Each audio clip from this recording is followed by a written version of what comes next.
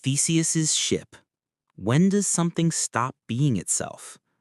Imagine a ship, a beautiful wooden vessel called the Ship of Theseus. It sails the seas for years, brave and strong, but over time its wooden planks start to rot. One by one, the sailors replace each piece. First the sail, then the mast, then the deck, then the hull. Eventually, every single part has been replaced. Here's the question. Is it still the same ship? And what if someone gathered all the original, discarded parts and rebuilt a second ship? Which one is the real ship of Theseus? Welcome to one of the oldest and trickiest identity puzzles in philosophy. This paradox goes all the way back to ancient Greece. It asks something surprisingly deep. What makes a thing itself? Is it the material it's made of? Its form? Its history? Its function? Or just our memory of it? The Ship of Theseus forces us to question how we define identity, not just for ships, but for everything, including ourselves. Let's bring it closer to home. Think about your body. Every 7 to 10 years, nearly every cell in your body has been replaced. You have a new liver, a new skin, a new stomach lining. Even your bones regenerate. So, are you still you? What about your mind? Your thoughts change, your memories fade, your beliefs evolve. So what stays constant? What is the core of your identity? Is there even one? Let's pause for a modern example. A man named Eric owns a 1969 Mustang. He loves it. Over the years, he replaces the engine, tires, upholstery, steering wheel, everything. One day, a collector shows up with all the original parts Eric discarded and reconstructs the original Mustang. Eric looks at his upgraded car, then at the restored original. He asks, which one is really mine? It's not just about cars. It's about essence. The paradox gets even trickier with technology. Take your phone. You drop it, break the screen, replace it. Then you upgrade the battery, change the processor, get a new case. Is it still your original phone? At what point does it become something else? Now think bigger. Your favorite band replaces its lead singer, then its guitarist, then its drummer. Your childhood home gets new walls, floors, roof, but still sits on the same land. A company changes its name, mission, employees, but keeps its logo. When do these things lose their identity? Or do they ever? Here's what the Ship of Theseus teaches us. Identity is not as fixed as we think. It's not always in the stuff. Sometimes it's in the story, or the function, or the relationships around it. Maybe Eric's Mustang is still his because it holds his memories. Maybe Theseus's ship is still his because it carries the spirit of the journey. Maybe you are still you because of the continuity of consciousness, even if every cell has changed. Let's take it deeper. The Ship of Theseus parallels how we change as humans. You were once a baby, a teenager, a student. Now you're an adult, a thinker, a builder. One day you'll be older, wiser, quieter. But are you still you? Most would say yes, because change doesn't erase identity. It evolves it. Like a river, always flowing, never the same water, but still the same river. Let's pause for a story. Maria was an artist. At 20, she painted bold, abstract works. At 35, she switched to sculpture. At 50, she took up photography.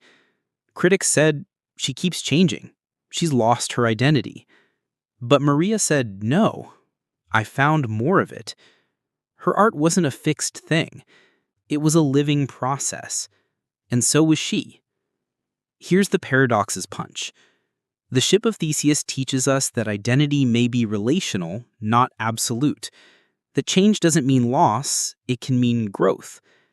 That we are not static objects, but evolving patterns. That essence might live in persistence not in parts. And maybe that's the beauty. You don't lose yourself when you change. You rebuild yourself, plank by plank, choice by choice, day by day. So the next time you wonder, am I still the same person? Remember, you're not the same, but you're still you. Because identity isn't about staying frozen. It's about holding the thread while weaving a new design. And in that sense, we all are ships of Theseus, sailing through time, changing, yet continuous. Pascal's wager.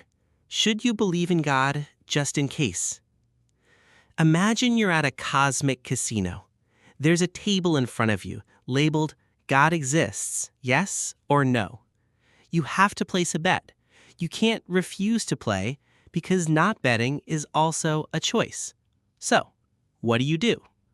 This is the essence of Pascal's wager, a famous philosophical argument made by 17th century thinker Blaise Pascal. It doesn't try to prove that God exists. Instead, it asks, what do you have to lose or gain depending on whether you believe or not? Let's walk through the wager. Pascal laid it out like this. You have two options, believe in God or don't believe, and two possibilities. God exists or God doesn't exist. Here's the payoff table. God exists. God doesn't exist.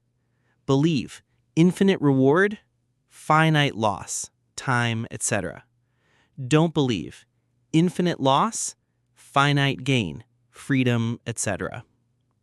If God does exist and you believe, you win eternal joy, infinite gain. If God does exist and you don't believe, you risk eternal separation, infinite loss. If God does not exist and you believe, you lose a bit of time, pleasure, or freedom.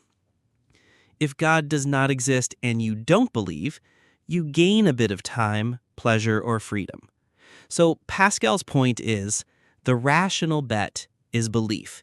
You have everything to gain and almost nothing to lose.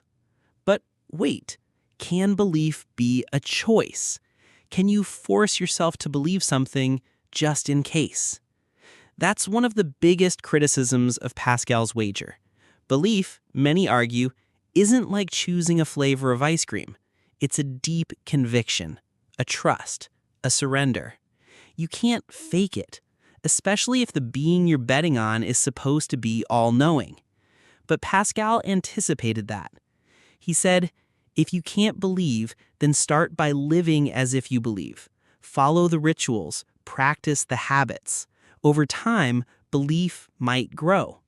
So for Pascal, belief can begin as a choice and become sincere through experience. Another objection. Which God are we betting on? Is it the Christian, Muslim, Hindu, deist, a simulation creator?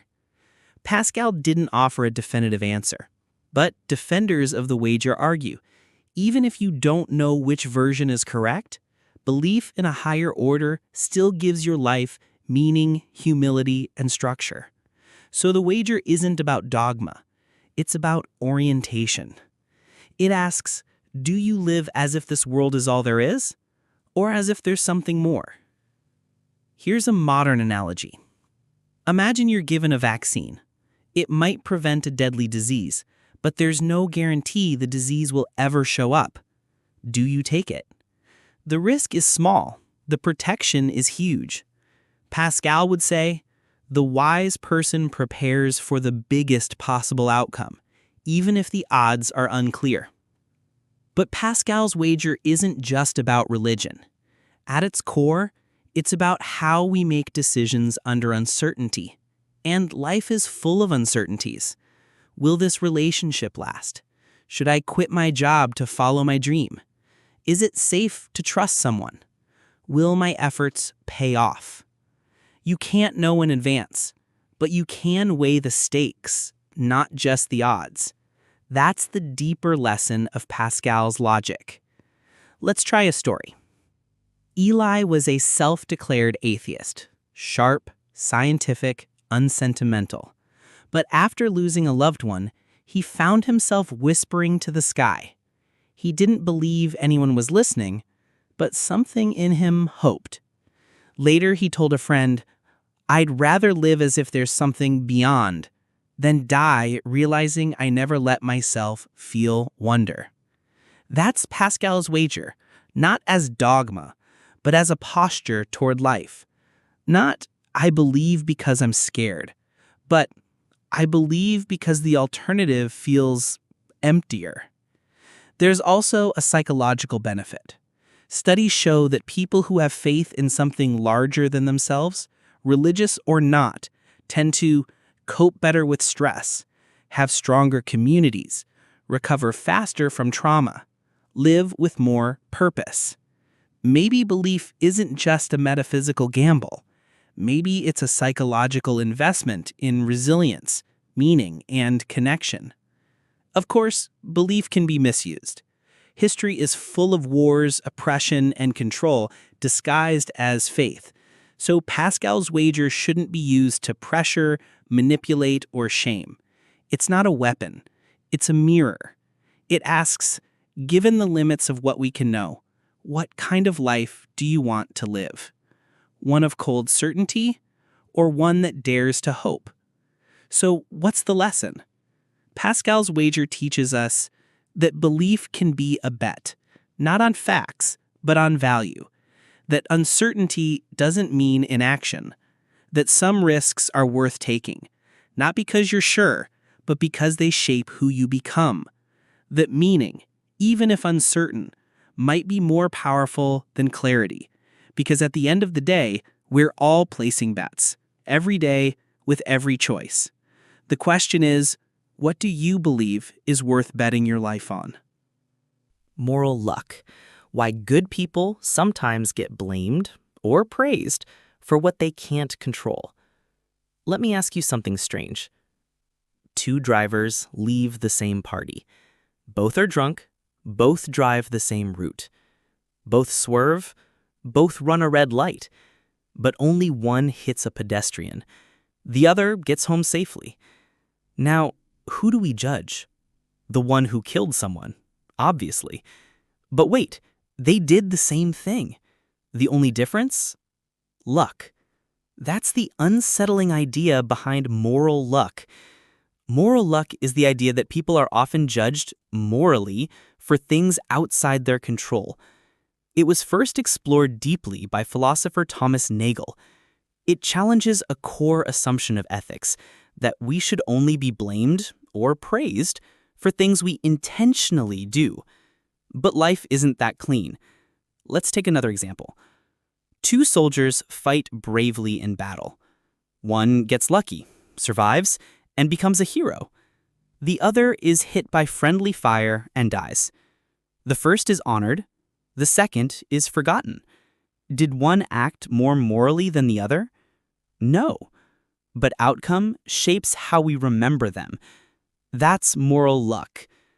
There are several types of moral luck. 1. Resultant luck. You're judged by the outcome of your actions, even if it's random. Like the drunk drivers. Same behavior, different result, different judgment. 2. Circumstantial luck. You're judged for how you act in a situation you didn't choose. Example, a person grows up in Nazi Germany and joins the resistance, or joins the regime. Someone else grows up in Canada, never tested morally in the same way. Who had the chance to show their character? Luck. 3. Constitutive luck. This is about who you are, your personality, temperament, emotional wiring. Are you naturally patient or aggressive? Empathetic? Cold? You didn't choose that, but it shapes your moral life. 4. Causal luck. This is about what causes your actions, things you couldn't control that shaped how you behave now. Your upbringing, trauma, education, culture. All of this leads to a scary conclusion. Much of what we praise or punish might be the result of chance.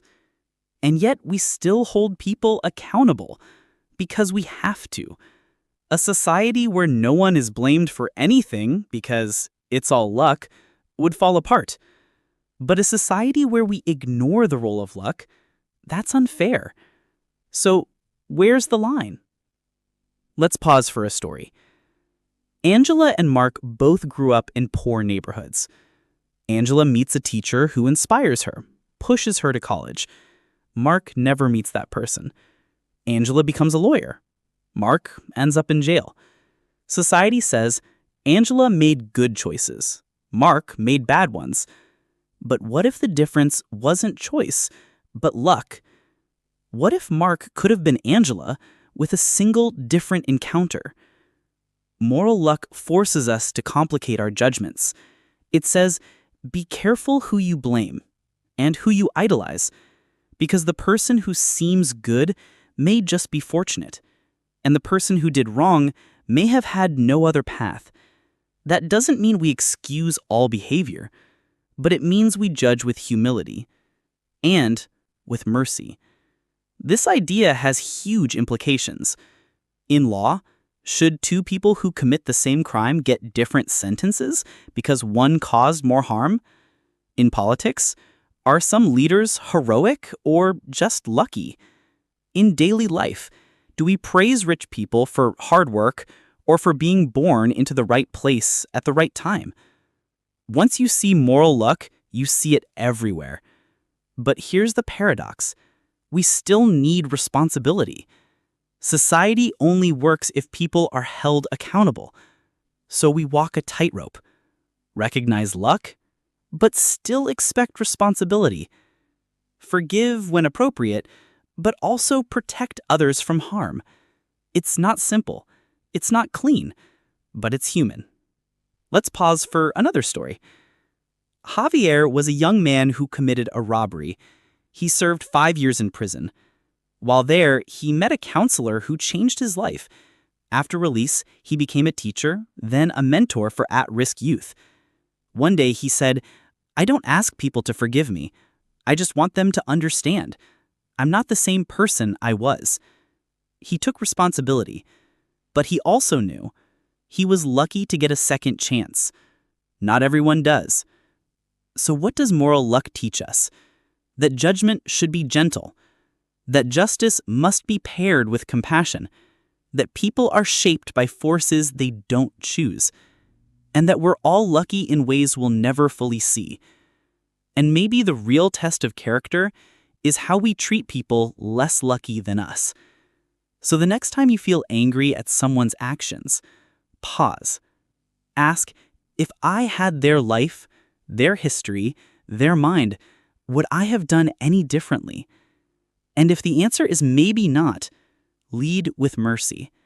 Because judgment is easy, but understanding, that's where the hard and holy work begins. The problem of the criterion. How do you know what you know? Let's say I ask you, how do you know what's true? You might say, because I can prove it. Okay, but how do you know what counts as proof? Well, you reply, because we use logic, evidence, facts. Great. But here's the twist. How do you know which facts are valid? Or what methods are reliable? Welcome to the problem of the criterion, a mind-bending puzzle that asks which comes first, the method we use to find truth, or the truths we already know. It's like asking, should we build a map before we know the territory, or walk the territory before we build the map? Either way, we're stuck. This problem was explored in depth by philosopher Roderick Chisholm in the 20th century, though its roots go back to ancient skepticism. It forces us to face two questions. What do we know? How do we know it? But here's the catch. You can't answer one without already knowing the other. Let's try an example. Suppose I tell you, the Earth orbits the Sun. You say, that's true. How do you know? You trust science, astronomy, NASA, physics. Okay, but how do you know science is reliable? because it's based on evidence and logic. But wait, how do you know those methods are trustworthy? Because they produce true results, like the Earth orbits the Sun. We've just made a circle. We're using the conclusion to justify the method and the method to justify the conclusion. That's the problem of the criterion. Philosophers break this into two schools of thought. Methodism. Start with, how do we know? These people look for a reliable method first, like science, logic, observation, and then use it to find truths. But the danger, you might exclude things that are true just because they don't fit your method. Think ignoring dreams, emotions, spiritual experiences. Particularism. Start with, what do we know? These people begin with specific things they feel sure about, like, I exist, or murder is wrong, and then look for a method that fits.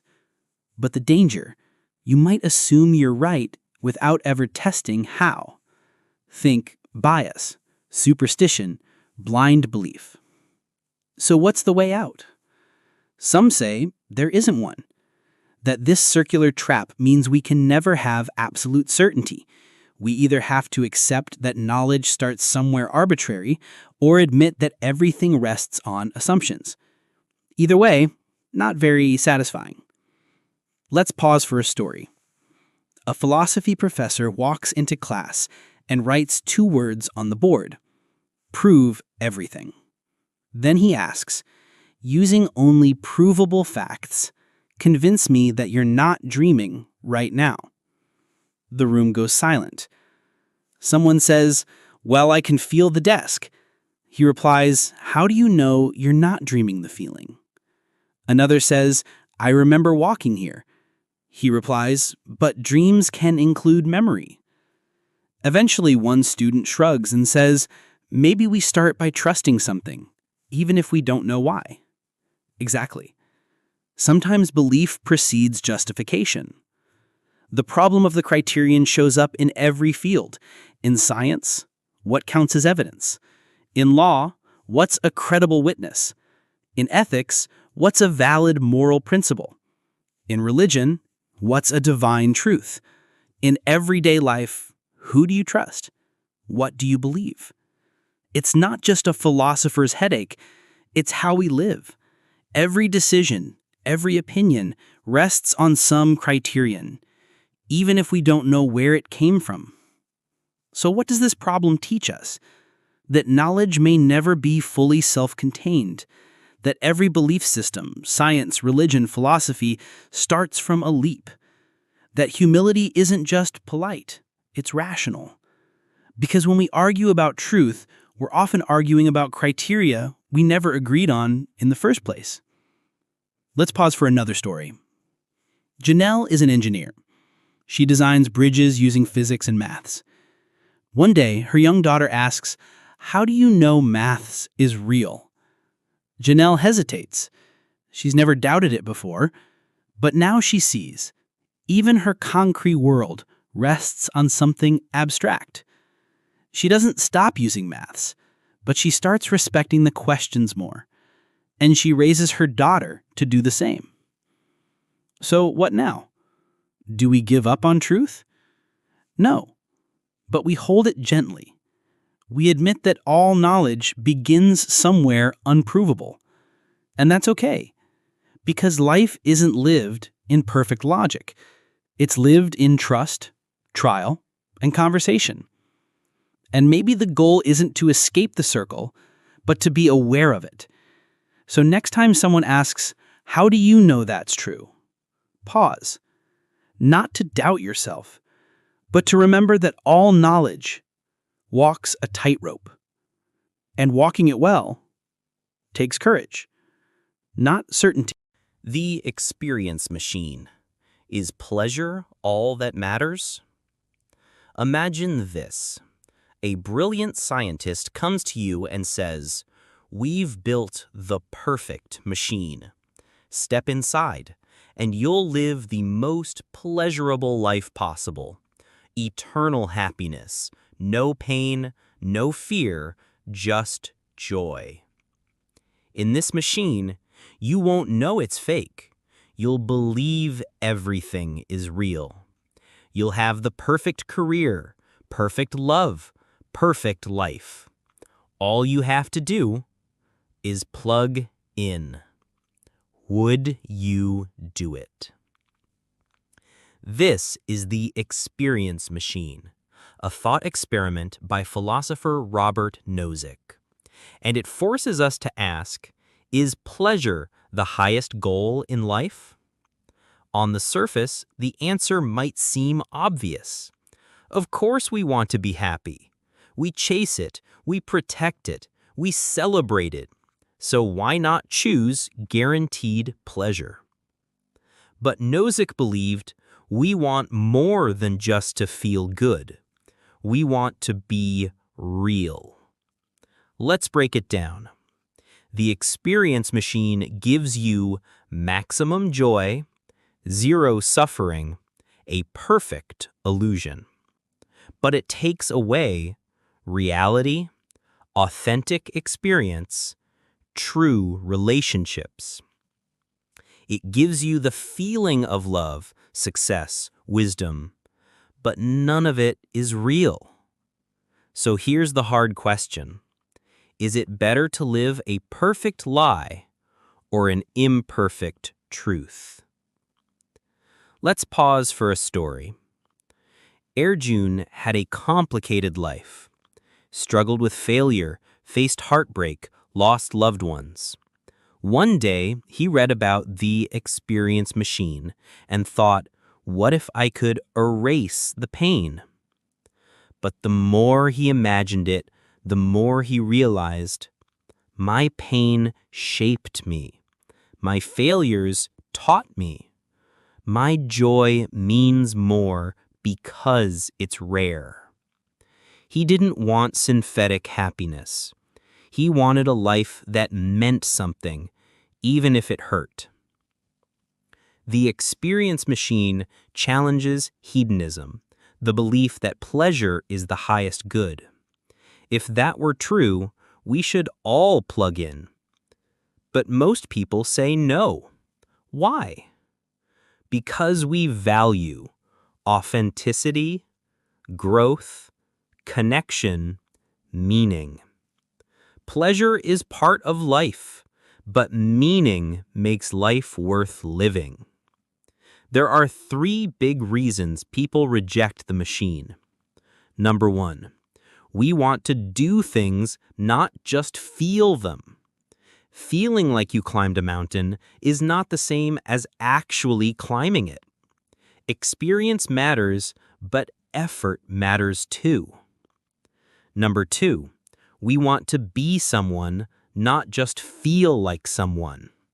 You might feel like a hero in the machine, but you didn't choose courage.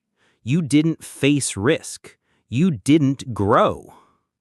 Number 3, we want to connect with real people. In the machine, everyone is simulated. Their love isn't chosen, it's programmed. Is that still love? Or just comfort in disguise? Now let's flip it. Some people argue, what's the difference if I can't tell? If I feel loved, inspired, fulfilled, who cares if it's real? Maybe reality is overrated. But here's the reply. You might not feel the difference, but you'd become someone different. You'd become someone who values comfort over courage, illusion over truth, safety over sincerity. That's not just a philosophical shift, it's a moral one. And here's the deepest cut. What if you're already in the machine? What if the world you live in is full of manufactured pleasures? Scrolling instead of reading, fast food instead of nourishment, filtered images instead of human faces, echo chambers instead of hard conversations. Modern life already offers pleasure without substance. Maybe we don't need to plug into a machine. Maybe we already did. So what's the lesson? The experience machine teaches us that pleasure is not enough, that we crave truth even when it hurts, that we want to be agents, not just experiencers, that meaning comes from doing, choosing, facing. A good life isn't just happy, it's authentic. It includes pain, struggle, imperfection, but it also includes love that chooses you back, growth you earn, victories you sweat for, and most of all, a life that's real because you showed up for it. The final word. These 73 thought experiments weren't just mental games. They were mirrors. They held up difficult truths, strange possibilities, and deep questions. But you made it. You walked the maze. You faced the paradoxes. You didn't plug out. And that, more than anything, is a sign that you're not just thinking, you're awake. The veil of ignorance. Would you build a fairer world if you didn't know your place in it? Imagine this. You're told you must help design the rules for a brand new society. Laws, economics, healthcare, education, everything. But there's a twist. Once the rules are in place, you'll be born into that world randomly. You don't get to choose your gender, race, family, health, social class, religion, or talents. You could be rich or poor, able-bodied or disabled, a CEO or a street sweeper. You won't know until after the rules are locked in. Now ask yourself, what kind of world would you build? This is the thought experiment known as the veil of ignorance, developed by philosopher John Rawls. It's a test of fairness, and it flips everything you know about politics, ethics, and justice. Most of us make decisions based on our position in society. If we're wealthy, we support policies that protect wealth. If we're secure, we may oppose change. If we're in power, we defend the status quo. But Rawls asks, what if you didn't know where you'd land? Would you still design the same system? Or would you make it more compassionate, more equal, more just? The veil of ignorance removes bias. It forces you to step outside your privileges and your struggles and imagine fairness from a neutral point of view. Behind the veil, you're nobody, which means you could be anybody. So you start asking different questions. What if I'm born poor? Will I still have access to good schools? What if I have a disability? Will I be able to live with dignity? What if I'm in the minority? Will I be safe? What if I fail? Will I still be valued? These questions change how you build the system. You're no longer optimizing for your advantage. You're optimizing for basic fairness. Let's pause for a story. Natalie grew up in a wealthy suburb. Private schools, tutors, vacation homes. She believed in meritocracy, that success came from hard work. Then she volunteered for a year in an underfunded school. She saw kids who were just as smart, just as curious, just as determined, but who lacked support, nutrition, resources. She realized, I didn't succeed because I worked harder. I succeeded because the game was tilted in my favor. When she read about the veil of ignorance, it clicked. It wasn't about guilt, it was about perspective. And that perspective changed her politics, her donations, even her parenting. Let's go deeper. Rawls used this idea to argue for two principles of justice: equal basic rights for all, freedom of speech, religion, protection under law, And social and economic inequalities must benefit the least advantaged. That second part is key. It doesn't say everyone must be equal. It says that if inequality exists, it should lift the bottom, not just float the top. That's a hard pill for many to swallow, but behind the veil of ignorance, it makes perfect sense. After all, you might be the person at the bottom. Now let's test the idea in today's world. Would you still support your country's healthcare system if you didn't know whether you'd be rich enough to afford private care? Would you support your country's public schools if you didn't know whether your child would go to the best or the worst? Would you support a system of inherited wealth if you didn't know whether you'd be born into a family with any? The veil of ignorance isn't about left or right. It's about moral imagination. It asks you to imagine justice before you know who benefits. Critics of Rawls argue that the veil is unrealistic. They say no one actually makes decisions without self-interest, that people won't care unless they have skin in the game. But Rawls wasn't describing a literal process. He was offering a tool, a thought experiment, to uncover what we really believe about fairness. And the truth is, many people use it without realizing it. When parents advocate for all children, not just their own. When citizens defend civil rights for groups they don't belong to. When leaders pass laws that won't benefit them, but will protect others. That's the veil of ignorance in action. And it's rare, and beautiful, and essential. So what's the lesson? The veil of ignorance teaches us that fairness isn't about advantage. It's about impartiality. That true justice starts before we know what we'll gain. That empathy isn't weakness, it's wisdom. That a better world isn't built by asking, what's best for me? It's built by asking, what if I were them? You didn't choose your birth.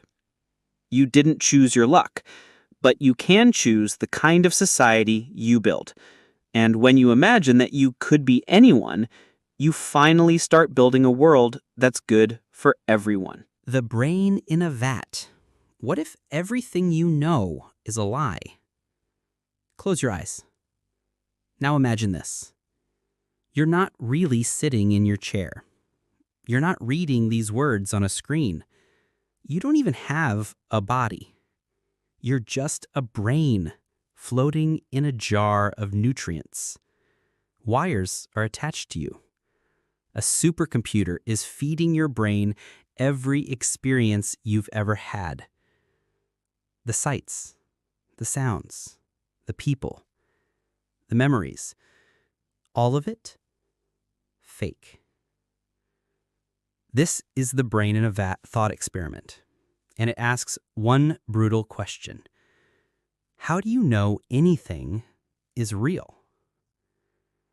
This idea comes from modern philosophy, but echoes ancient questions. It's the cousin of Descartes' evil demon, the ancestor of the Matrix, and the digital twin of Plato's cave. The core idea is this. If all your experiences come through electrical signals in the brain, and if a machine could replicate those signals perfectly, then how do you know your life isn't a simulation? Think about it. You touch a table. It feels solid. You smell coffee. It warms you. You hear music. It moves you. But all those things are just signals interpreted by your brain. If a computer could simulate those signals, would you notice the difference? That's the terrifying part. You might be living in a dream right now and never know. Let's pause for a story. Jordan was a software developer. One day, while deep into a virtual reality project, he asked himself, if I can build a world so immersive others forget it's fake, who's to say I'm not inside one? It messed with his head for weeks. He stopped trusting his senses. He started questioning memories. He even wondered if his friends were just generated content. Eventually, he found peace. not by finding truth, but by choosing meaning despite uncertainty. That's the brain in a vat, not just as a thought experiment, but as an emotional crisis. So why does this matter? Because it strikes at the heart of epistemology, the study of knowledge. It asks, what counts as evidence? How do you prove the external world exists? Can we trust reason if it's running on uncertain hardware? And perhaps most disturbingly, what if everything we call reality is just well-coded fiction? But before you spiral, let's ask, does it matter if it's fake, if it feels real? That's where things get interesting. If your life is full of love, pain, joy, growth, does it need to be real to matter? Or does your reaction, your growth, your choices give it meaning regardless? Some say, even if I'm a brain in a vat, I still care about my values, I still want to protect others, I still want to live with dignity. Maybe truth is important, but what you do with your life, even a simulated one, might matter more. There are also scientific responses to this paradox. Most philosophers agree we can't disprove the vat scenario. But that doesn't mean we should live like it's true. That would lead to radical skepticism, where you doubt everything. And that way lies madness. Instead, many accept what's called a pragmatic realism. I can't prove this is real, but I'm going to act like it is because it works. In other words, you assume reality exists because that assumption leads to progress, connection, learning, and joy. It's not about certainty, it's about function. Let's push even deeper. What if one day you learned your entire life was simulated? Would that undo everything you've ever felt? Would the love you gave become meaningless? Would your art be worthless? Would your tears be fake? Or would you say, maybe it was artificial, but my heart was real the whole time? This is where the brain in a vat flips. It becomes a test of what you truly value. If all you have is your consciousness, your choices, your courage, maybe that's enough. So what's the lesson? The brain in a vat teaches us that certainty is rare, but meaning is still possible. That you don't need to know everything's real to act with compassion. That even if you're trapped in illusion, your response reveals your truth. That reality is important, but integrity is deeper. You might be a brain in a vat. You might be a soul in a body. You might be something else entirely. But the point isn't to solve the illusion. It's to live well within it. Because in the end, the best proof of your humanity isn't knowledge, it's love. The problem of evil. If God is good, why does suffering exist? You're walking home one evening and see a child crying in pain. She's alone, wounded, frightened. You'd stop. You'd help. Any decent person would. Now imagine a being with infinite power, knowledge, and goodness. A being who sees every child, every wound, every scream. Why wouldn't that being stop the suffering? That's the heart of one of philosophy's oldest and most difficult questions.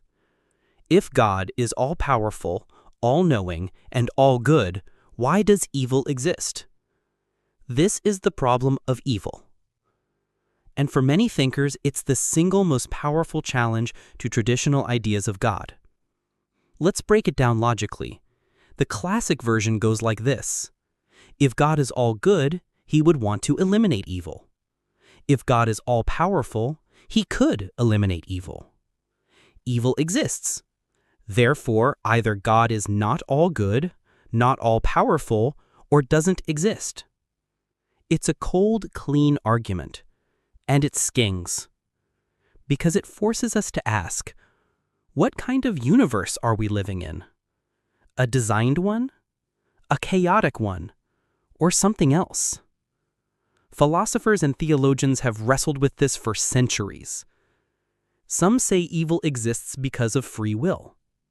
God gave humans freedom to choose.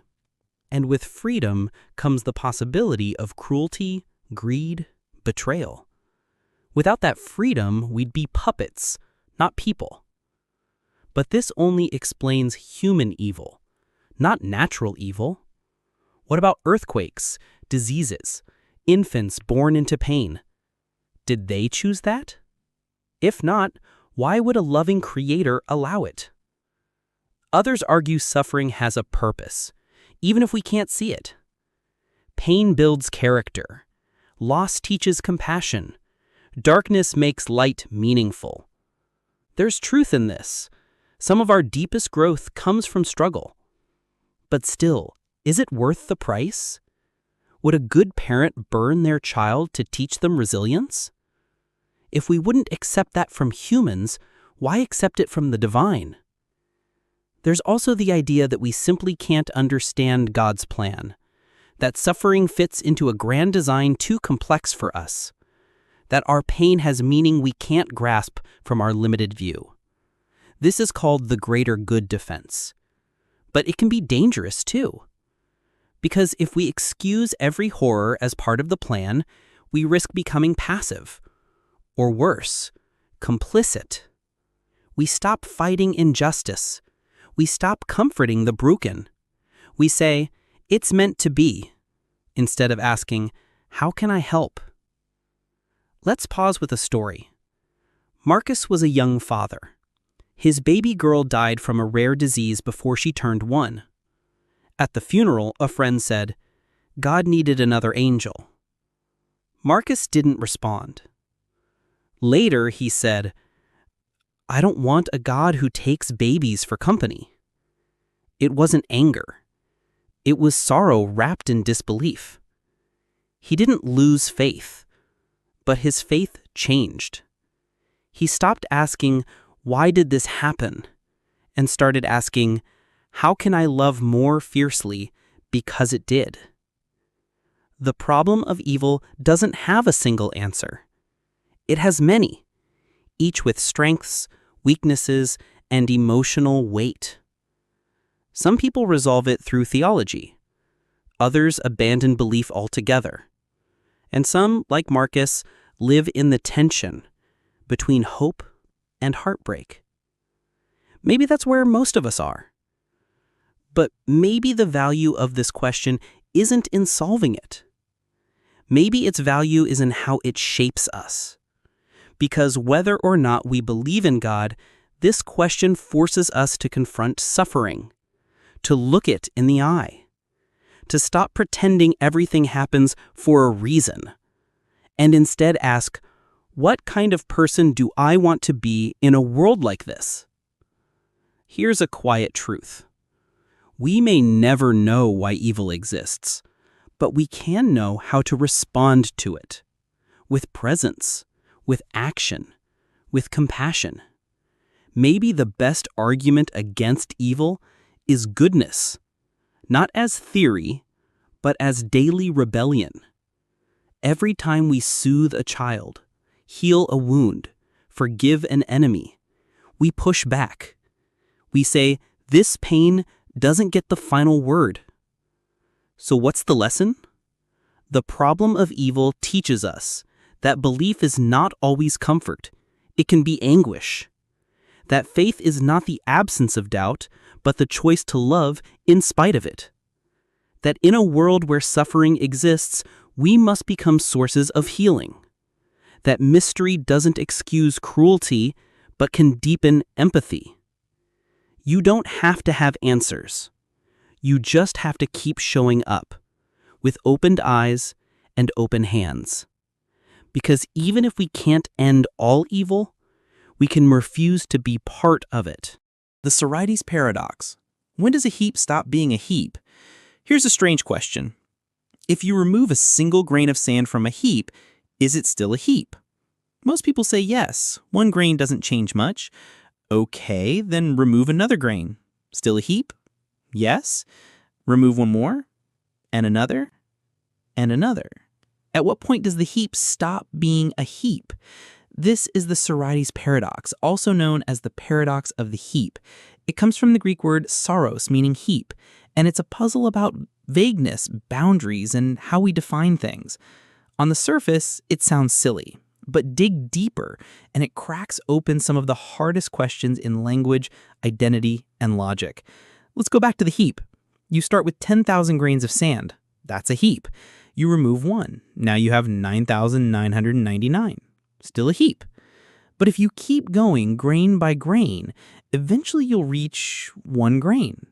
No one calls one grain a heap, but where exactly did it change? There's no obvious line, just a series of tiny, unnoticeable steps. And yet somewhere along the way, the meaning shifted. That's the paradox. Each individual step feels insignificant, but the result is dramatic. Let's apply this to real life. When does a person go from young to old? Is it at age 60? 70? 80? There's no clear line. Every day we age just a little, but we don't feel it happening. It's gradual. It's invisible, but real. Or take baldness. If you pull out one hair, are you bald? No. What about 2? 3? When does baldness begin? Or wealth. At what point does someone become rich? $10,000? $100,000? $1 million? We create labels, but the boundaries are fuzzy. Here's the twist. Language often works in vague terms, but logic demands precise definitions.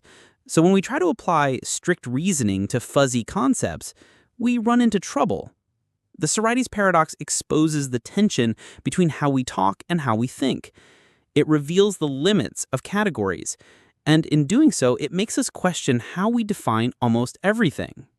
Let's pause for a story. James was a political activist who believed deeply in freedom of speech. He said, "A single law can't harm democracy." Then another law was passed, limiting protests. Then another, controlling media narratives. Each one, he said, was just a small restriction. But years later, his country was no longer free. What happened? No single step destroyed liberty, but the accumulation did. That's the Sorites in action, not about sand, but about freedom. Gradual erosion, tiny changes, big consequences. Some philosophers try to solve the paradox in different ways. 1. Deny the premise. Some argue that there is a precise boundary. We just don't know it. Maybe the heap stops being a heap at exactly 347 grains. This satisfies logic, but it feels artificial. Who decides that number? 2. Embrace vagueness. Others say the problem isn't the concept, it's our expectation of precision. Not every word needs a sharp boundary. Heap is vague. And that's okay. We live in a fuzzy world. 3. Use fuzzy logic. A modern approach suggests we assign degrees of truth. So something can be 80% a heap, then 50% a heap, then 10% a heap. Not yes or no, but shades of gray. Each solution has strength, and each reveals how much we rely on context, not just logic. Let's apply this to identity. When does a child become an adult? Is it at 18? 21? After college? After the first heartbreak? There's no clear moment. It's a slow process, full of contradictions. Someone might be 30, but emotionally immature. Someone might be 16, but deeply wise. The Sorites reminds us that growth is gradual. We don't become someone new overnight. We fade into ourselves. Or take morality. When does someone become a bad person? Is it after one lie? 2? 10? Each lie seems small. Each betrayal minor. But together, they change the shape of the soul, like sand slipping away from a heap. Character isn't lost in one big fall. It's lost in 1,000 tiny choices. So what's the lesson? The Sorites paradox teaches us that change is often imperceptible until it's irreversible, that labels are helpful, but not always reliable, that boundaries in life, age, love, power, trust, are almost never clean, that what matters is not just the end, but the drift. We must pay attention to the small things, the extra glass of wine, the skipped workout, the hurtful joke we didn't mean, the kindness we forgot to offer, because none of them seems like much, but over time, they build or they break the heap of who we are.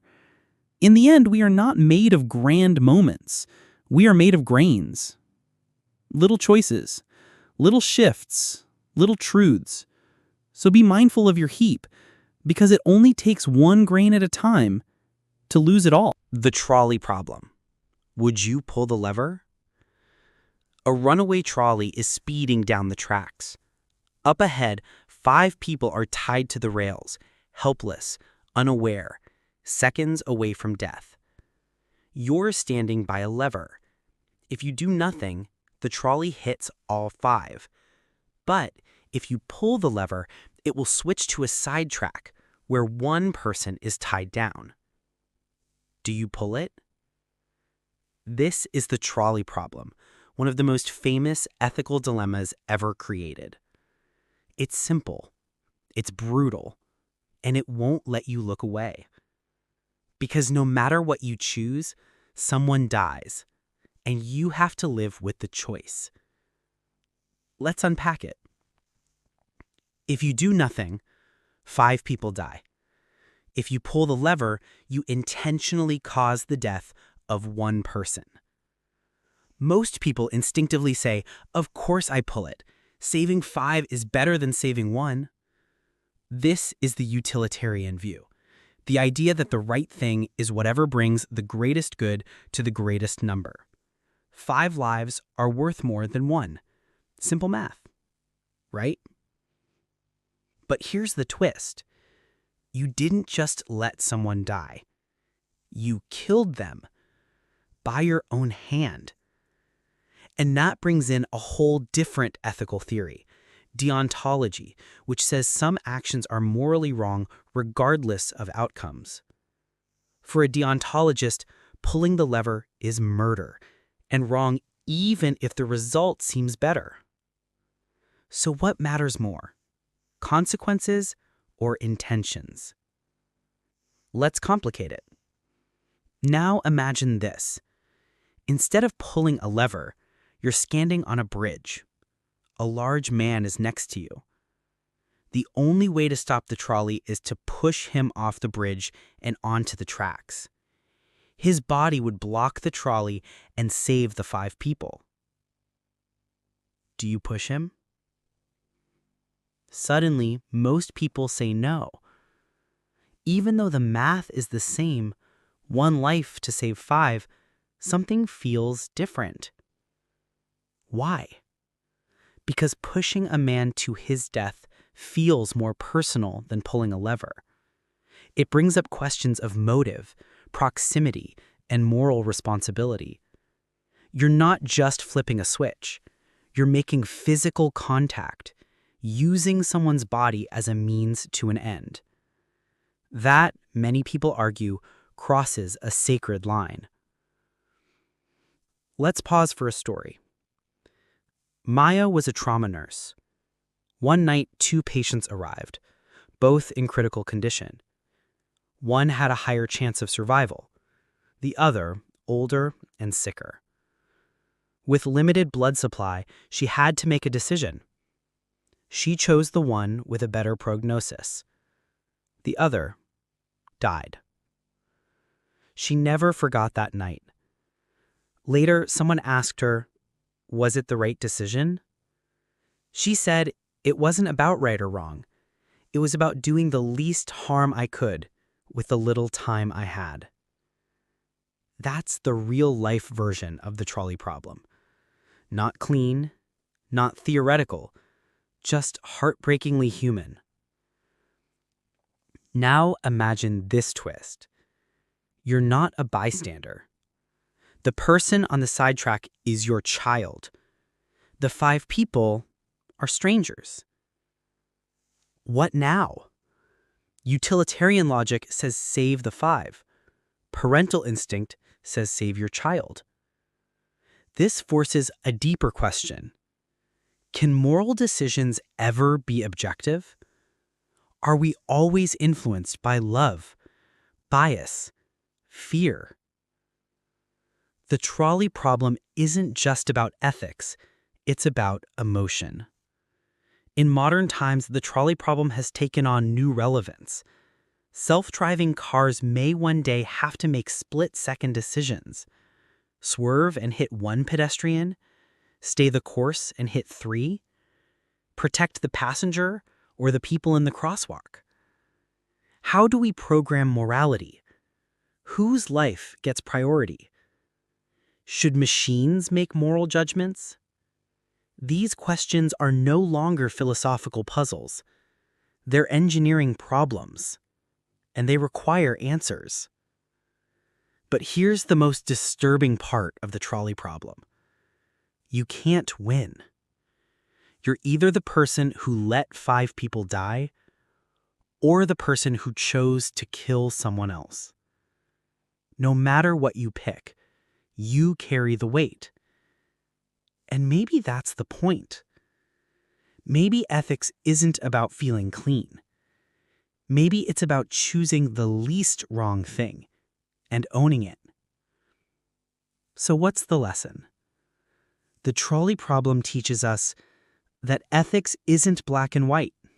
It's gray, messy, painful. That good intentions don't always lead to good outcomes. That sometimes no option feels right, and you still have to choose. That empathy matters, but so does logic, and they often collide. In a perfect world, there'd be a way to save everyone. But in this world, the one that we live in, we are often forced to choose between imperfect options. And in those moments, your values are revealed, not by what you say, but by what you do when the trolley comes. The Euthyphro dilemma. Is something good because God commands it, or does God command it because it's good? Let's go back in time, over 2,000 years, to a dusty courtyard in ancient Athens. A young man named Euthyphro is claiming he knows what's right and wrong. He's about to prosecute his own father for murder, believing it's the morally correct thing to do, commanded by the gods. Socrates, ever the troublemaker, stops him with a question. Is something good because the gods love it? Or do the gods love it because it's good? That one question, simple, piercing, eternal, became known as the Euthyphro dilemma, and it continues to challenge religious and moral thinkers to this day. Let's break it down. Imagine a divine being, call it God or the gods or some higher moral force, says, do not steal, do not lie, be kind. Is stealing wrong because God says so? Or does God say so because it's already wrong? At first glance, the difference seems subtle, but the implications are enormous. If something is good because God commands it, then morality depends entirely on divine will. That means if God says stealing is wrong, it's wrong. But if God says stealing is right, it would be right. In this view, morality is arbitrary. Good and evil become a matter of authority, not ethics. God could, in theory, command cruelty, and it would still be good. That's unsettling. It makes morality feel like a divine dictatorship, not a meaningful path to truth. On the other hand, if God commands things because they are good, then morality exists independently of God. God simply recognizes what is already true, like a cosmic referee, not a rule maker. But that leads to a different problem. If morality exists outside of God, then Is God still the ultimate source of goodness? In this view, God is not the foundation of ethics, just a very wise follower of it. But for many religious people, that weakens the power of the divine. So, we're stuck.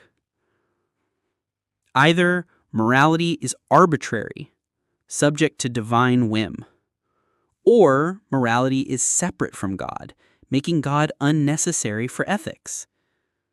That's the dilemma. And it doesn't just apply to religion. It applies to any system of authority. Let's pause for a story. Julian worked at a company where the CEO was worshipped like a god. People followed orders without question. When the CEO said cut corners, they did. When he said fire loyal staff, they obeyed. Julian asked, is it right because he said it? Or is it just easier not to think? That moment broke something in him. He realized morality isn't obedience. It's judgment. It's conscience. It's courage. The Euthyphro dilemma forces us to ask, where does morality come from? Can right and wrong exist without authority? Do we follow rules because they're good, or because we're afraid not to? These questions aren't just academic. They shape how we raise our kids, how we vote, how we love. If a child asks, why shouldn't I lie? Do you say, because I said so? Or do you help them understand the reason? Authority may demand obedience, but morality requires understanding. Some religious philosophers try to escape the dilemma. They say, God's nature is goodness. So God doesn't arbitrarily decide right and wrong, but God's commands still reflect perfect morality because they come from a perfectly good being. This is the modified divine command theory. It tries to keep God central while avoiding the idea that goodness is just divine fiat. But that even faces problems. If goodness is part of God's nature, then we still need to ask, what makes that nature good? It just pushes the question one step deeper. The dilemma remains. Outside of religion, secular philosophers face similar problems. If there's no God, where does morality come from? Evolution? Culture? Reason? And if different cultures have different values, who decides what's right? Some say morality is subjective, created by humans, shaped by survival, changeable. Others believe in moral realism, that some things are just true, no matter what we believe. But without a divine source, these beliefs must stand on their own, justified by reason, not revelation. So what's the lesson? The Euthyphro dilemma teaches us that we must examine the foundation of our ethics. That because someone said so is never enough.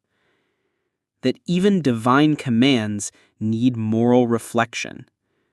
That true morality is not blind obedience, but thoughtful action. You can be religious and still ask hard questions. You can be secular and still seek deep truths. Either way, the path is the same. Ask, doubt, think, grow. Socrates didn't give us answers. He gave us better questions. And maybe that's more valuable. Because in a world full of noise and orders and absolutes, the person who dares to ask why is already walking the road to wisdom. The paradox of choice. Why more options make us less happy? Imagine walking into a supermarket to buy a jar of jam. You expect maybe 5 or 6 flavors, but instead you find 36 different options. Raspberry, blueberry, peach, fig, blackberry, strawberry with cinnamon, low sugar, organic, imported, small batch. suddenly a simple decision becomes exhausting. You freeze, you overthink, you walk away with nothing. Welcome to the paradox of choice, a modern dilemma uncovered by psychologist Barry Schwartz. It goes like this. The more choices we have, the more freedom we think we gain. But often, the more anxiety, regret, and dissatisfaction we actually feel. On paper, more choice sounds amazing. Isn't freedom the ability to choose? Isn't variety the spice of life? Isn't capitalism built on consumer choice? Yes, to a point. But too many options can backfire. Here's why. 1. Decision paralysis. When faced with too many options, we become overwhelmed. Instead of choosing, we stall. We wait. We avoid. Think of streaming platforms. How many times have you scrolled Netflix for 45 minutes only to rewatch something you've already seen? You didn't lack options. You lacked clarity. 2. Increased regret. Even after we choose, we wonder, did I pick the best one? You buy the new phone, but then read a better review about another model. You go on a date, but wonder if your swipe left was actually the one. You take a job offer, but feel uneasy knowing you declined 2 others. More choice means more room for what-ifs. And the more alternatives you imagine, the less satisfied you feel, even with a good outcome. 3. Higher expectations. With more options, we expect more from our choice. If there are hundreds of pairs of jeans at the store, then the one you pick better make you look amazing. If it doesn't, you don't just feel disappointed in the jeans, you feel disappointed in yourself. You had all the options. You should have picked better. This isn't just buyer's remorse. It's a psychological trap called anticipated regret, and it eats away at your joy. Let's pause for a story. Lena graduated from college with top grades and tons of offers. She could work in tech, finance, education, or nonprofits. She could move to New York, San Francisco, or stay in her hometown. So many possibilities. And yet, she felt empty. Every choice closed the door to others. Every decision felt like a loss, not a win. She wasn't excited. She was paralyzed. Eventually, she chose a job, but kept wondering what she was missing. That wasn't freedom, that was pressure. Modern life gives us choices our ancestors could never imagine. Endless careers, infinite content, unlimited dating pools, 24/7 marketplaces, constant upgrades. And yet, anxiety, depression, and burnout are rising. Coincidence? Maybe not. The paradox of choice suggests that freedom without boundaries can become a burden. When everything is possible, nothing feels meaningful. But there's hope. Schwartz argues we can reduce anxiety by becoming what he calls a satisficer instead of a maximizer. A maximizer wants the best possible outcome, every time. They research endlessly. They compare, analyze, hesitate. A satisficer looks for good enough. Once they find it, they commit and move on. Guess which group is happier? Not the maximizers. Because perfection is a myth, and chasing it only leads to exhaustion.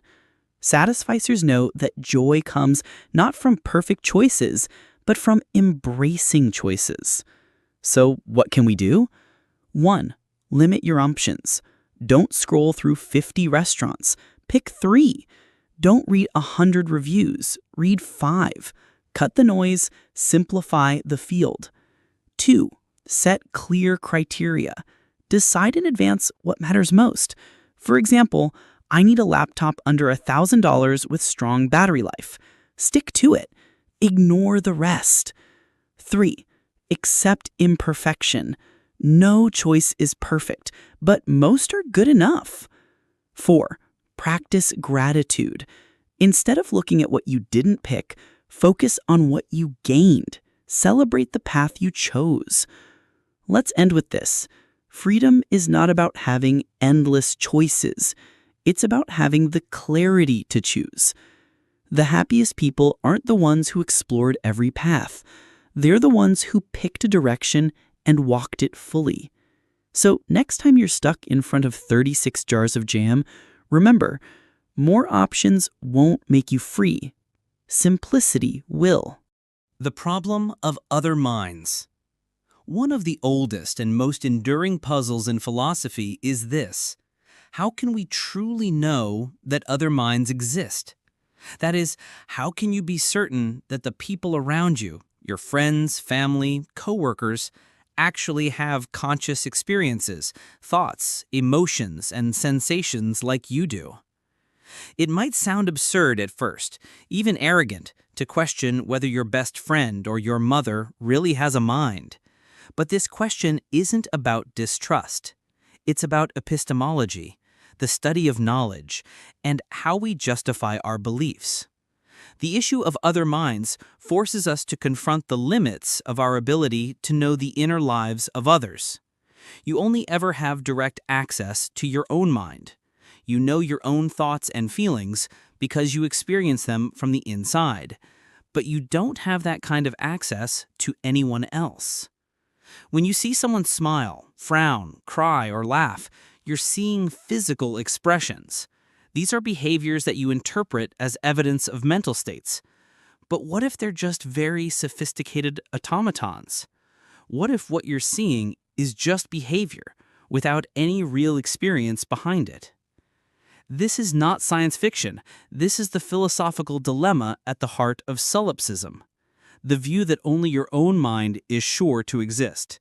All other minds are assumed, not confirmed. The philosopher Bertrand Russell explored this problem deeply. He acknowledged that although we cannot have definitive proof that other minds exist, it is rational to believe they do. His reasoning was pragmatic.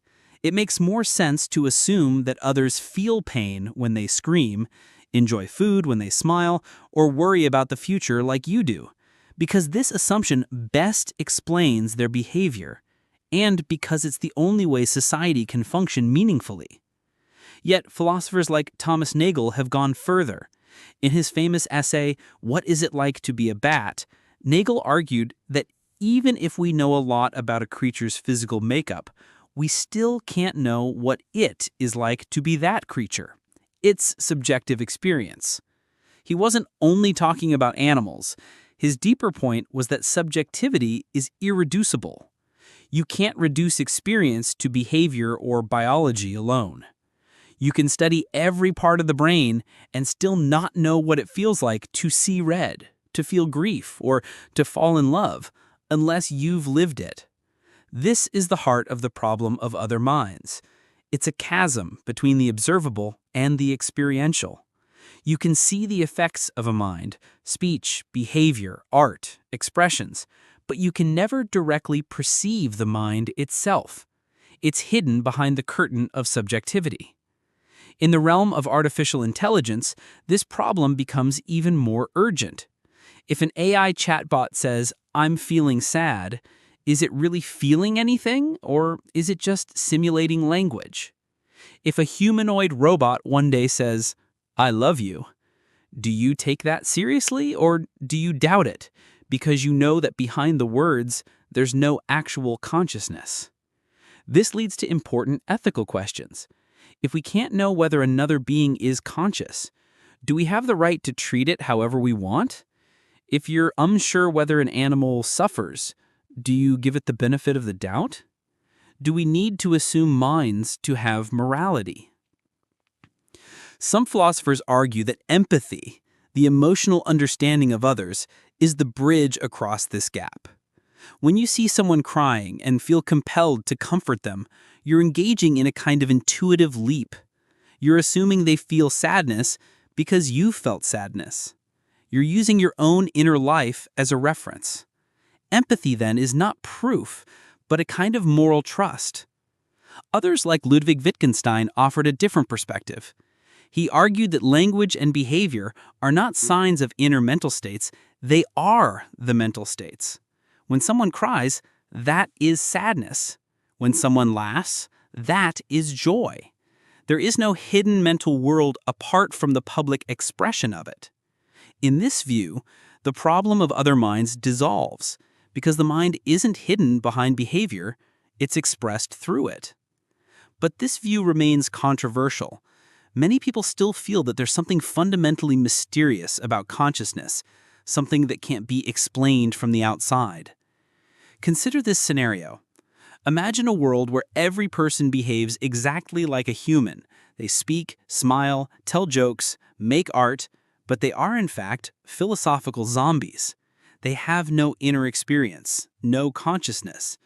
Would that world be any different from ours? Would we know? This thought experiment, known as the zombie argument, has been used by philosophers like David Chalmers to argue that physical explanations of behavior are not enough. Consciousness is something extra, something elusive, and something essential.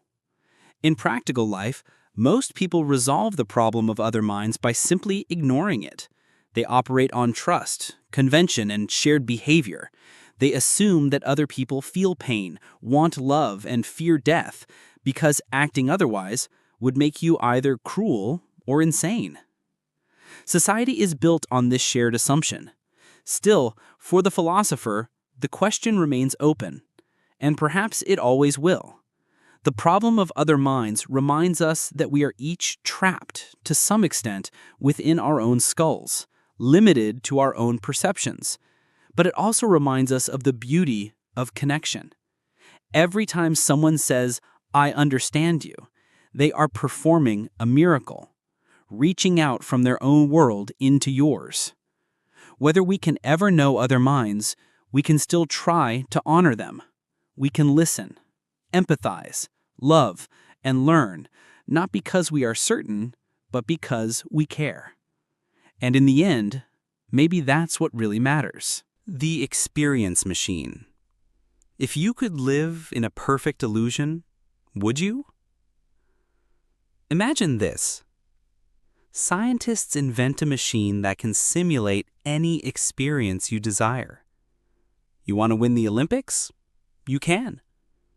You want to fall in love with the perfect partner? Done. You want to write the greatest novel of all time? Just plug in.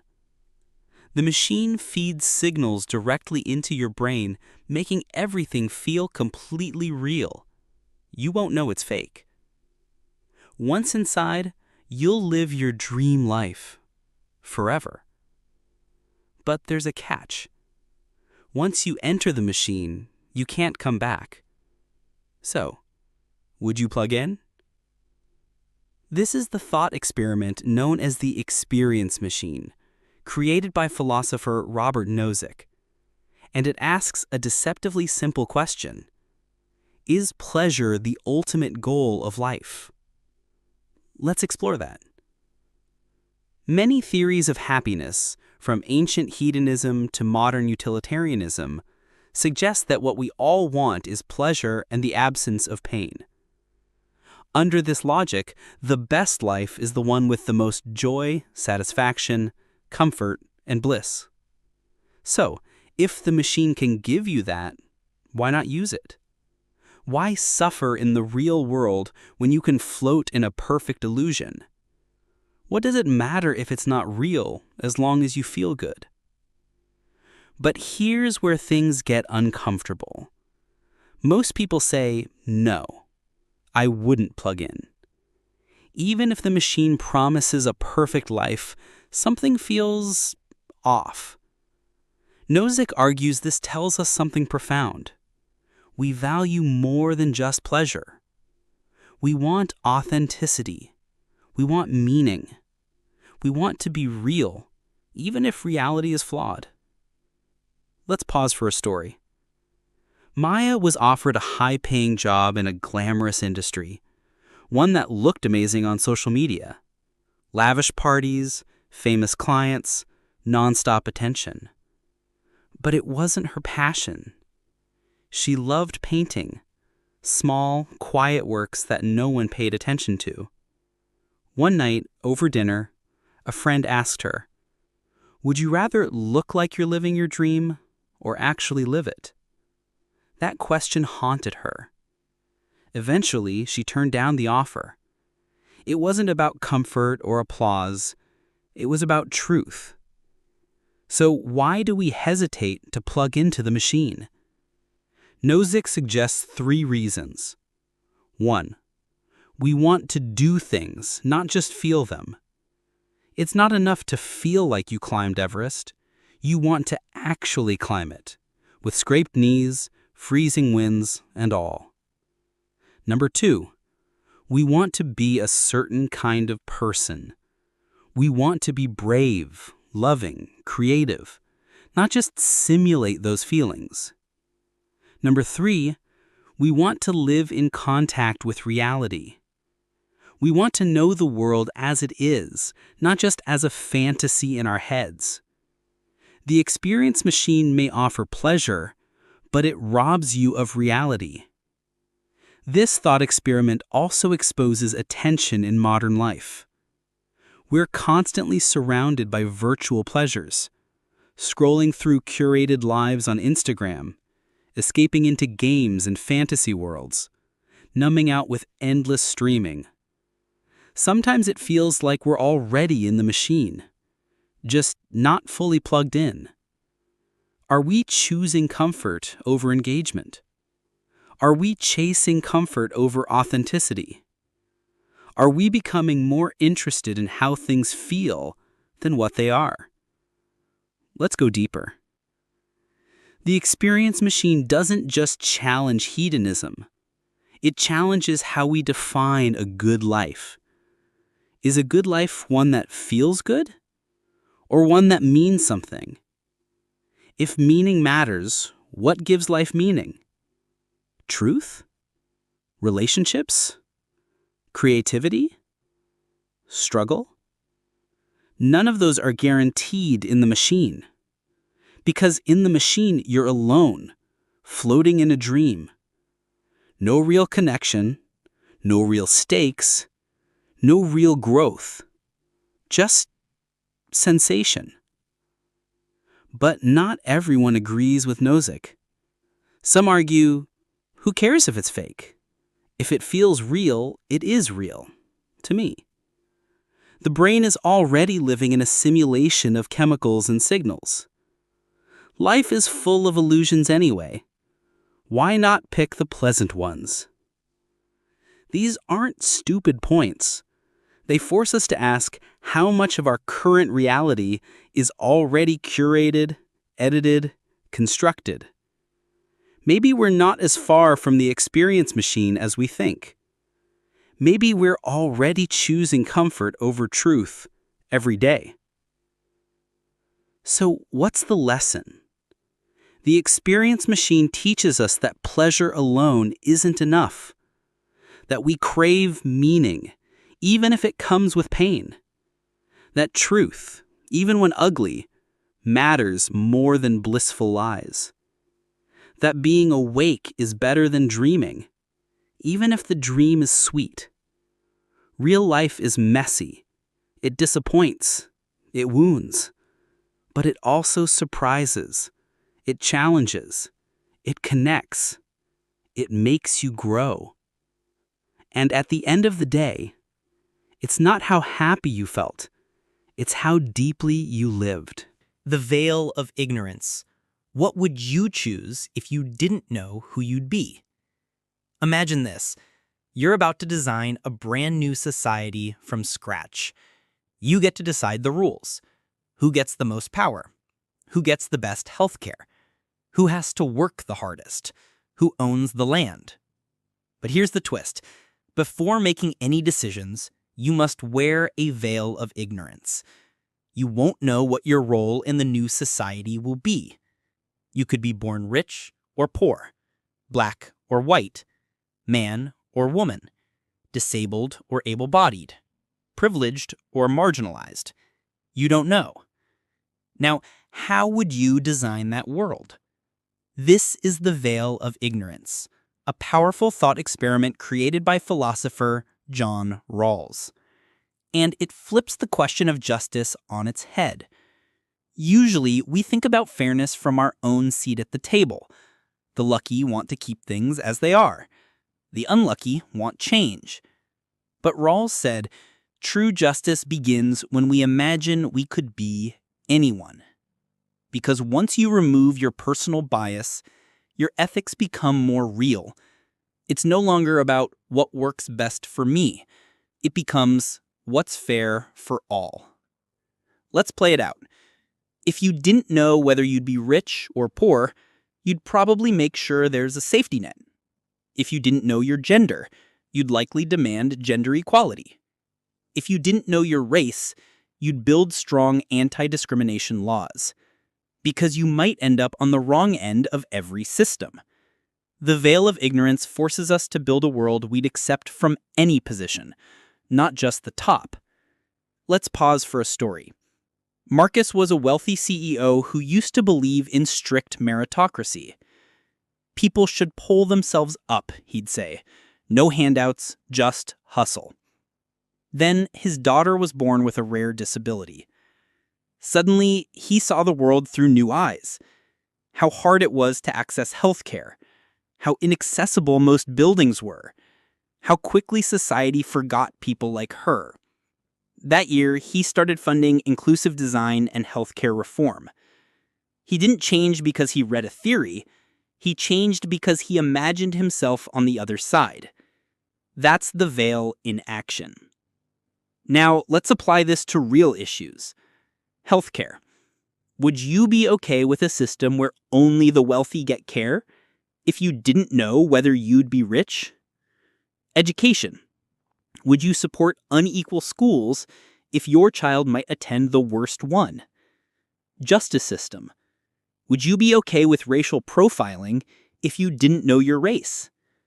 The veil asks not, what do I deserve, but what would be fair if I were someone else? Rawls argued that under the veil, most rational people would choose two basic principles. Basic liberties for all, like freedom of speech, religion, and personal safety, and social and economic inequalities only allowed if they benefit the least advantaged. Not perfect equality, but justifiable inequality.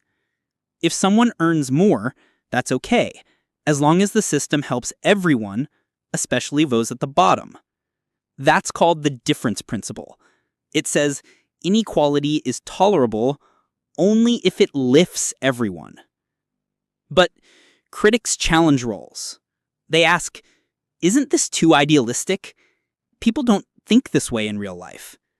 Why should I give up my hard-earned success for strangers?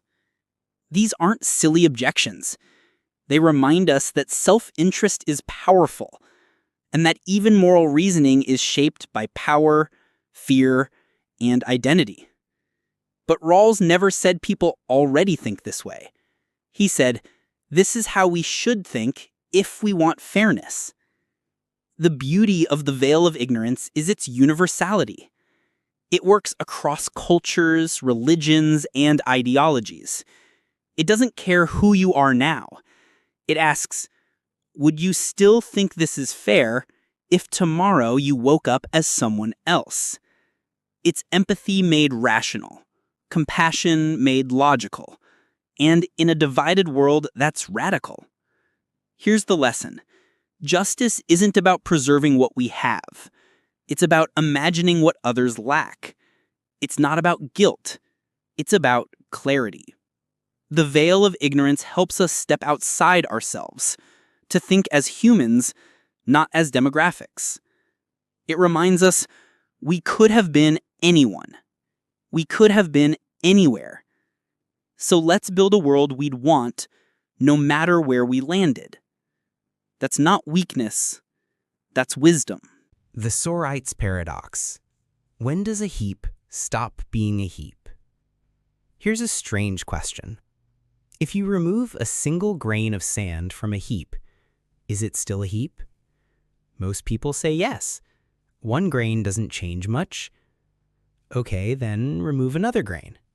Still a heap? Yes? Remove one more, and another, and another. At what point does the heap stop being a heap? This is the Sorites paradox, also known as the paradox of the heap.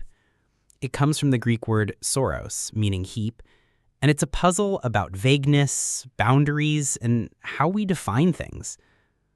On the surface, it sounds silly, but dig deeper and it cracks open some of the hardest questions in language, identity, and logic. Let's go back to the heap. You start with 10,000 grains of sand. That's a heap. You remove one, now you have 9,999. Still a heap. But if you keep going, grain by grain, eventually you'll reach 1 grain. No one calls 1 grain a heap. But where exactly did it change? There's no obvious line, just a series of tiny, unnoticeable steps. And yet, somewhere along the way, the meaning shifted. That's the paradox. Each individual step feels insignificant, but the result is dramatic. Let's apply this to real life. When does a person go from young to old? Is it at age 60, 70, 80? There's no clear line. Every day we age just a little, but we don't feel it happening. It's gradual, it's invisible, but real. Or take baldness. If you pull out 1 hair, are you bald? No. What about 2? 3? When does baldness begin? Or wealth. At what point does someone become rich? $10,000? $100,000? $1 million?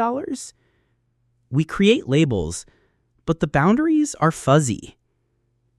Here's the twist. Language often works in vague terms, but logic demands precise definitions. So when we try to apply strict reasoning to fuzzy concepts, we run into trouble. The Sorites paradox exposes the tension between how we talk and how we think. It reveals the limits of categories, and in doing so, it makes us question how we define almost everything. Let's pause for a story. James was a political activist who believed deeply in freedom of speech. He said, "A single law can't harm democracy." Then another law was passed, limiting protests. Then another, controlling media narratives. Each one, he said, was just a small restriction. But years later, his country was no longer free. What happened? No single step destroyed liberty, but the accumulation did. That's the Sorites, in action. Not about sand, but about freedom. Gradual erosion, tiny changes, big consequences. Some philosophers try to solve the paradox in different ways. 1. Deny the premise. Some argue that there is a precise boundary, we just don't know it. Maybe the heap stops being a heap at exactly 347 grains. This satisfies logic, but it feels artificial. Who decides that number? 2. Embrace vagueness. Others say the problem isn't the concept, it's our expectation of precision. Not every word needs a sharp boundary. Heap is vague, and that's okay. We live in a fuzzy world. 3. Use fuzzy logic. A modern approach suggests we assign degrees of truth. So something can be 80% a heap, then 50% a heap, then 10% a heap. Not yes or no, but shades of gray. Each solution has strengths, and each reveals how much we rely on context, not just logic. Let's apply this to identity. When does a child become an adult? Is it at age 18? 21? After college? After the first heartbreak? There's no clear moment. It's a slow process full of contradictions. Someone might be 30 but emotionally immature. Someone might be 16 but deeply wise. The Sorites reminds us that growth is gradual. We don't become someone new overnight. We fade into ourselves. Or take morality. When does someone become a bad person? Is it after one lie? 2? 10? Each lie seems small, each betrayal minor. But together, they change the shape of the soul. Like sand slipping away from a heap, character isn't lost in one big fall, it's lost in 1,000 tiny choices. So what's the lesson? The Sorites paradox teaches us that change is often imperceptible until it's irreversible. That labels are helpful, but not always reliable. That boundaries in life, age, love, power, trust, are almost never clean. That what matters is not just the end, but the drift. We must pay attention to the small things. The extra glass of wine, the skipped workout, the hurtful joke we didn't mean, the kindness we forgot to offer. Because none of them seems like much, but over time, they build or they break the heap of who we are. In the end, we are not made of grand moments. We are made of grains. Little choices, little shifts, little truths. So, be mindful of your heap, because it only takes one grain at a time to lose it all. The omnipotence paradox. Can an all-powerful being create a rock it can't lift? Let's imagine a being that is completely, totally, infinitely powerful. It can do anything. No limits, no boundaries, no rules. Sounds impressive, right? Now, here's the challenge. Can this being create a rock so heavy that even it can't lift it? If the answer is yes, then there's something it can't do, lift the rock. If the answer is no, then there's something it can't do, create the rock. Either way, it's not all-powerful. Boom. Paradox. This is the omnipotence paradox, and it has been troubling theologians, philosophers, and late-night college dorm debates for centuries. Let's break it down. The paradox goes like this. If God is all-powerful, he can do anything. But if he can't create a rock he can't lift, that's something he can't do. If he can create it, then he can't lift it, again, something he can't do. Therefore, can God do the logically impossible? And that raises a deeper question. What does all-powerful really mean? Does it mean the power to do literally anything, even absurdities? Or does it mean the power to do anything that's possible? Let's pause for a silly example. Can an all-powerful being make a square circle? Can it create a married bachelor? Can it make 2 + 2 = 5? Most people would say no. Those aren't real things. They're just linguistic nonsense. So maybe being all-powerful doesn't mean doing nonsense. It means doing anything that makes logical sense. That's one possible way out of the paradox, and it's what many theologians believe. God can do anything that's doable, not anything that's self-contradictory. But here's the twist. What if God can do the logically impossible? Then logic itself is under his control. He could rewrite math. He could change the laws of reason. He could create a rock he both can and cannot lift. Now we're entering strange territory. Because if logic no longer applies, then we can't understand anything. Even the sentence, God is good, loses meaning. Because good could mean evil and is could mean is not. Without logic, language collapses. And with it, philosophy. Let's go back to the rock. Some philosophers suggest that the paradox isn't really about God. It's about the limits of language. The sentence sounds like a challenge, but it's actually nonsense. Kind of like asking, can God make a colorless red object? Or can God draw a circle with 3 corners? These aren't tasks, they're contradictions. And it's no failure of power to say no to a contradiction. Just like it's no failure of your microwave that it can't make cold fire.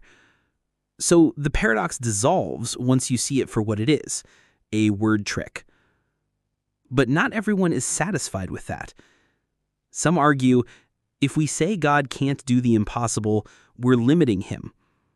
If we define power too narrowly, we shrink divinity. If God created logic, why should he be bound by it? These questions keep the paradox alive, not because they're easy to answer, but because they're so human. They show how hard it is to define something truly infinite using our tiny brains. Let's pause for a story.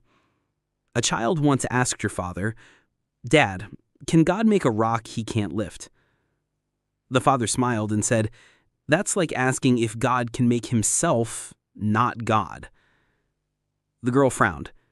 "So, can he?"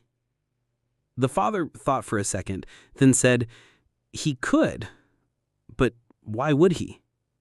Sometimes the point of the paradox isn't to solve it, it's to reveal the limits of our own thinking. Here's what the omnipotence paradox teaches us: that power isn't about doing the absurd, that language can trick us into false puzzles, that defining perfection is harder than we think, that even infinite ideas need coherence. It also reminds us that asking questions, even strange ones, is part of what makes us human. Because sometimes the best way to understand a concept is to chase it into a corner, even if we never catch it. So what's the takeaway? Being all-powerful doesn't mean doing everything imaginable. It means doing everything that's possible and meaningful.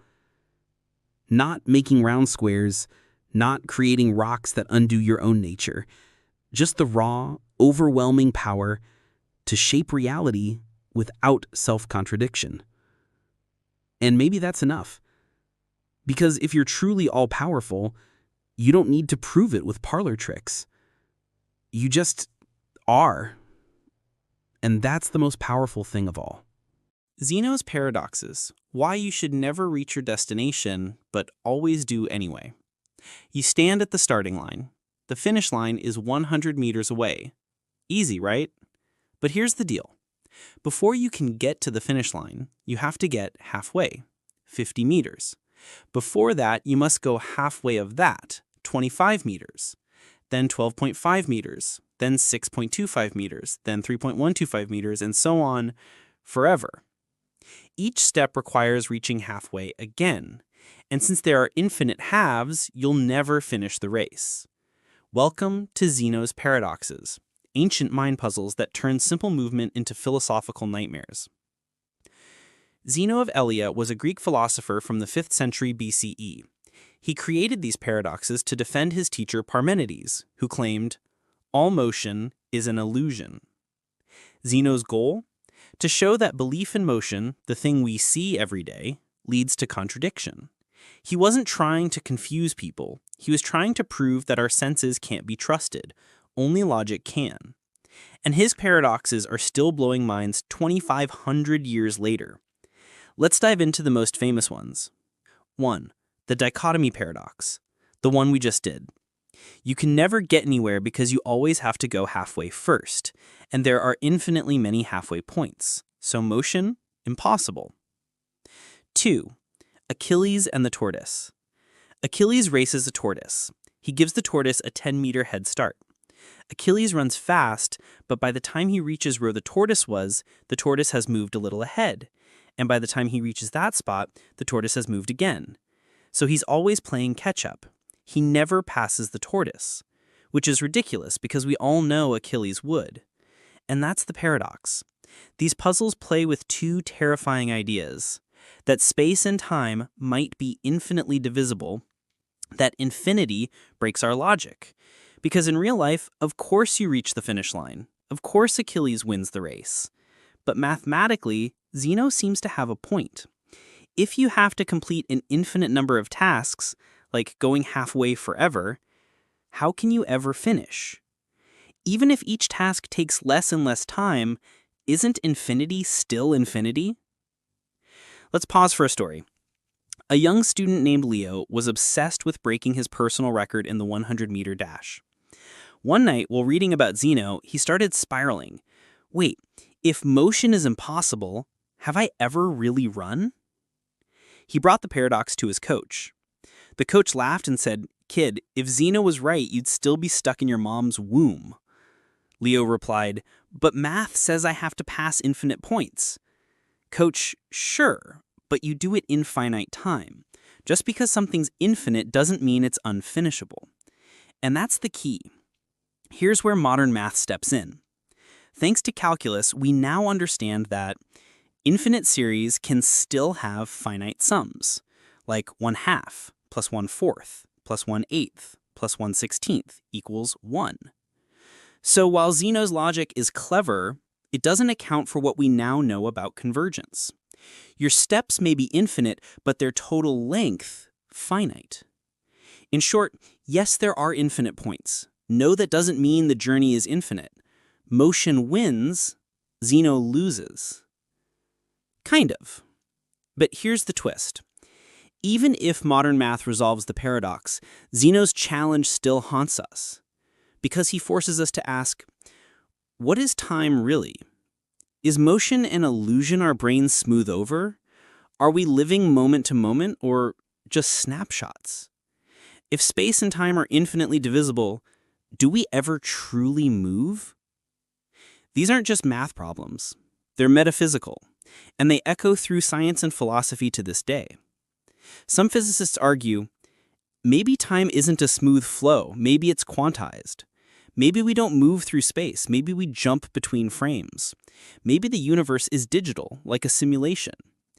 Zeno unknowingly foreshadowed debates in quantum mechanics, relativity, and even computational theory. So while you do reach the finish line, Zeno whispers, but have you really? Here's the bigger lesson. Zeno's paradoxes teach us that common sense can be misleading, that infinite doesn't always mean unreachable, that thinking deeply, even about walking, reveals hidden complexity. They also remind us that intuition and logic can clash. You can feel motion, but reason can question it. And in that tension, philosophy is born. So next time you go for a run, remember, you're not just exercising, you're defying ancient logic. You're proving that finite effort can conquer infinite divisions. You're outrunning paradox itself. And if Achilles ever races a tortoise, bet on Achilles. But thank Zeno for the brain workout. Plato's allegory of the cave, are you seeing reality or just shadows? Imagine this. You were born in a cave. Not just any cave, a dark, damp, underground chamber. You're chained with others, facing a blank wall. Behind you is a fire. Between the fire and you, people walk by, holding up objects, statues, tools, animals. Their shadows dance on the wall in front of you. You can't turn your head. You can't see the real objects. You only see the shadows. And since it's all you've ever seen, you believe the shadows are reality. Now imagine, one day, someone breaks free. He turns around and sees the fire. He climbs out of the cave, and for the first time, he sees the real world, the sun, the sky, the truth. This is Plato's allegory of the cave, one of the most powerful metaphors in all of Western philosophy. Let's unpack it. In this story, the cave is a symbol. The chained people, that's us. The shadows, that's what we mistake for reality. The fire, that's the illusion of truth, media, culture, surface-level knowledge. The journey upward, that's philosophy. And the sun, that's truth. Plato is saying, most of us live in caves of our own making, accepting what we're shown, mistaking illusion for understanding. And worst of all, when someone escapes and comes back to tell us, we call them crazy. Let's pause for a modern version.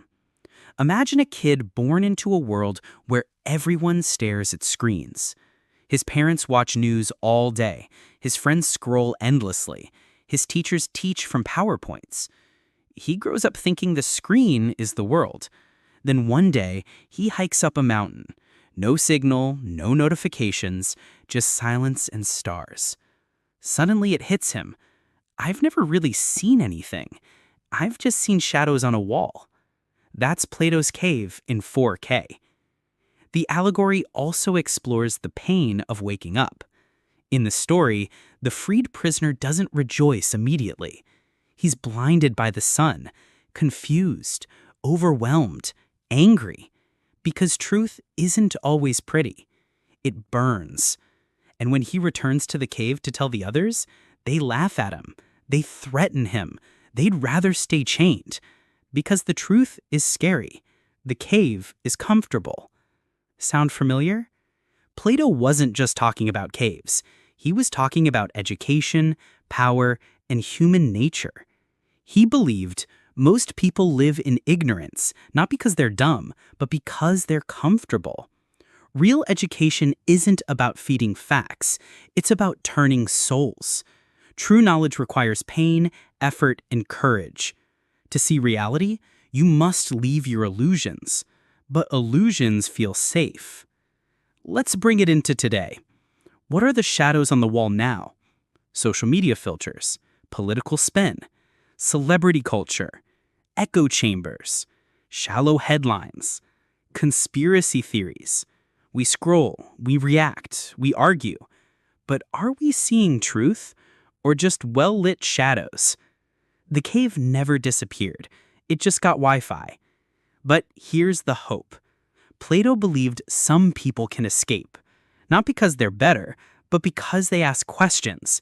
They refuse to accept appearances. They seek wisdom. They suffer the blinding sun of truth and return to help others. That's the philosopher's job. But in truth, anyone can be that person, even you.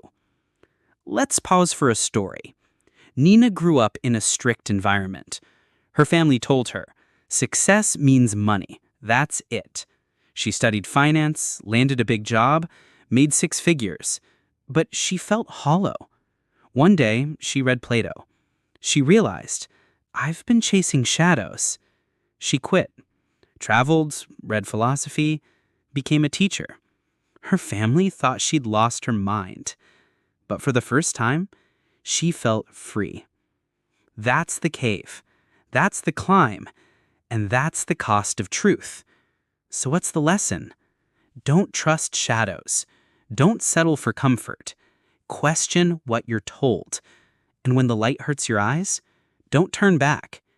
Growth is painful. Truth is uncomfortable. But freedom lies outside the cave. And once you see the sun, you can never unsee it. Here's what Plato whispers. Real education isn't filling a bucket. It's lighting a fire. Not everyone will escape the cave. But if you're reading this, maybe you've already started your climb. Keep going. The Dunning-Kruger effect. Why incompetent people think they're brilliant and the smart doubt themselves. Picture this. A man walks into a bank in broad daylight, smearing lemon juice on his face. Why? He believes it will make him invisible to security cameras. He robs 2 banks, smiles at the camera, and walks out. Hours later, he's arrested.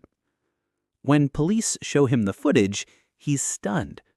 "I wore the juice," he mutters. This is a true story. And it inspired 2 psychologists, David Dunning and Justin Kruger, to study a fascinating idea. The people who know the least often think they know the most. This is the Dunning-Kruger effect. And once you see it, you'll spot it everywhere. Let's break it down. The Dunning-Kruger effect is a cognitive bias. It describes how people with low ability in a certain area tend to overestimate their competence, underestimate how much they don't know, and lack the skills to recognize their own mistakes. In short, you don't know what you don't know. The less you know, the more confident you feel, because you lack the insight to realize how deep the pool is, and you're splashing in the shallow end like a champ. But here's the kicker. It doesn't stop with the clueless. The inverse is also true. People who are competent often doubt themselves more. Why? Because the more you learn, the more you see the complexity of things. Experts know how much they don't know. They've seen the limits. They've failed. So they tend to speak with caution. Meanwhile, someone who's barely scratched the surface shouts confidently from the rooftop. And often, they get the attention. Let's pause for a story. In a marketing meeting, two interns pitch ideas. One says confidently, "We should launch on TikTok and we'll go viral in a week." The other says softly, "There are algorithmic challenges we'd need to understand, and the demographic split might not match our product." Guess whose idea gets picked? The confident one. Guess which one was actually thoughtful? The hesitant one. That's the Dunning-Kruger trap. Loud isn't always smart, and doubt isn't always weakness. This paradox plays out everywhere. In politics, the loudest voice in the room often knows the least about policy. In management, the most confident manager isn't always the most competent. In social media, the person with the strongest opinion may have read the fewest books. And yet, they sound so sure, so certain, so right. Why? Because confidence is seductive, even when it's built on sand. Here's the scientific curve. When someone starts learning a new skill, their confidence spikes early. They hit a peak called Mount Stupid. They've learned just enough to feel like an expert. Then, as they learn more, their confidence drops into the valley of despair. They realize how much they don't know. Eventually, with experience, their confidence slowly climbs again, but this time with humility. The curve looks like this. Start, overconfidence, doubt, real expertise. We've all been there. Think of a first-time investor who makes one lucky trade and thinks they're the next Warren Buffett. A beginner musician who plays 2 chords and wants to start a band. A new manager who reads one leadership book and tries to fix everything. In each case, a little knowledge becomes a dangerous thing. And until they fail or reflect, they'll ride the high of Mount Stupid. But here's the good news. Once you know the Dunning-Kruger effect exists, you can check yourself.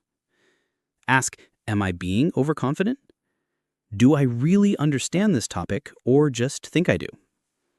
Who do I know that knows more than me? Am I ignoring complexity in favor of simplicity? These questions don't weaken your position. They strengthen it. Because humility is a superpower.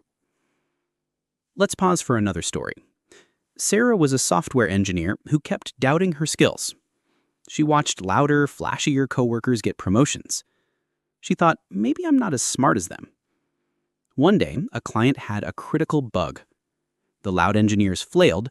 Sarah quietly debugged the system, fixed the issue, and explained it clearly. The client said, she's the real expert. That day she learned, true competence doesn't scream. It solves. Here's the bigger lesson. The Dunning-Kruger effect teaches us that confidence isn't a sign of correctness, that the loudest person may be the least informed, that real learning includes humility, that doubt can be a signal of growth. In a world obsessed with certainty, the wisest say, I could be wrong. Let me check. I'm still learning. And that's not weakness. That's wisdom. So next time someone speaks with absolute certainty, ask, do they really know or do they just think they do? And next time you feel unsure, smile. Because it might mean you're finally learning. The problem of evil. If God is good, why is there suffering? Let's say you believe in a God. Not just any God. A God who is all-powerful, all-knowing, and completely good. Now look around the world. Children die from hunger. Innocent people suffer in war. Natural disasters wipe out entire cities. And you ask yourself, if God is good, why does he allow this? This is known as the problem of evil, and it's one of the oldest and most troubling questions in all of philosophy and theology. It boils down to this trilemma. If God is all-powerful, he could prevent evil. If God is all good, he would want to prevent evil. But evil exists. So either God isn't all-powerful, or he isn't all good, or maybe he doesn't exist. This problem haunted thinkers from ancient Greece to modern-day philosophers. The Greek philosopher Epicurus put it bluntly. Is God willing to prevent evil, but not able? Then he is not omnipotent. Is he able, but not willing? Then he is malevolent. Is he both able and willing? Then whence cometh evil? It's hard to ignore. It's not just theoretical. It's personal. Every time something tragic happens, people ask, why would God let this happen? Why me? Why now? There are no easy answers, but there are many attempts. 1. Free will defense. This is perhaps the most famous answer. God gave humans free will, and with free will comes the possibility and the reality of evil. You can't have true love, kindness, or responsibility without freedom. But freedom also means people can choose hate, violence, greed. In this view, evil isn't something God causes, it's something we do. He allows it because to take away our freedom would make us robots. But this defense doesn't explain natural evil, like earthquakes or cancer. Those aren't caused by human choice. So we go further. 2. Soul-making theodicy. Proposed by philosophers like John Hick, this idea says Earth is a place for spiritual growth. Pain, struggle, and suffering help us become better, wiser, more compassionate beings. Think about it. Bravery only matters in the face of fear. Kindness means more when others are cruel. Strength is forged through hardship. Without struggle, we stay shallow. With suffering, we grow. But here's the problem. Does that justify the amount of evil in the world?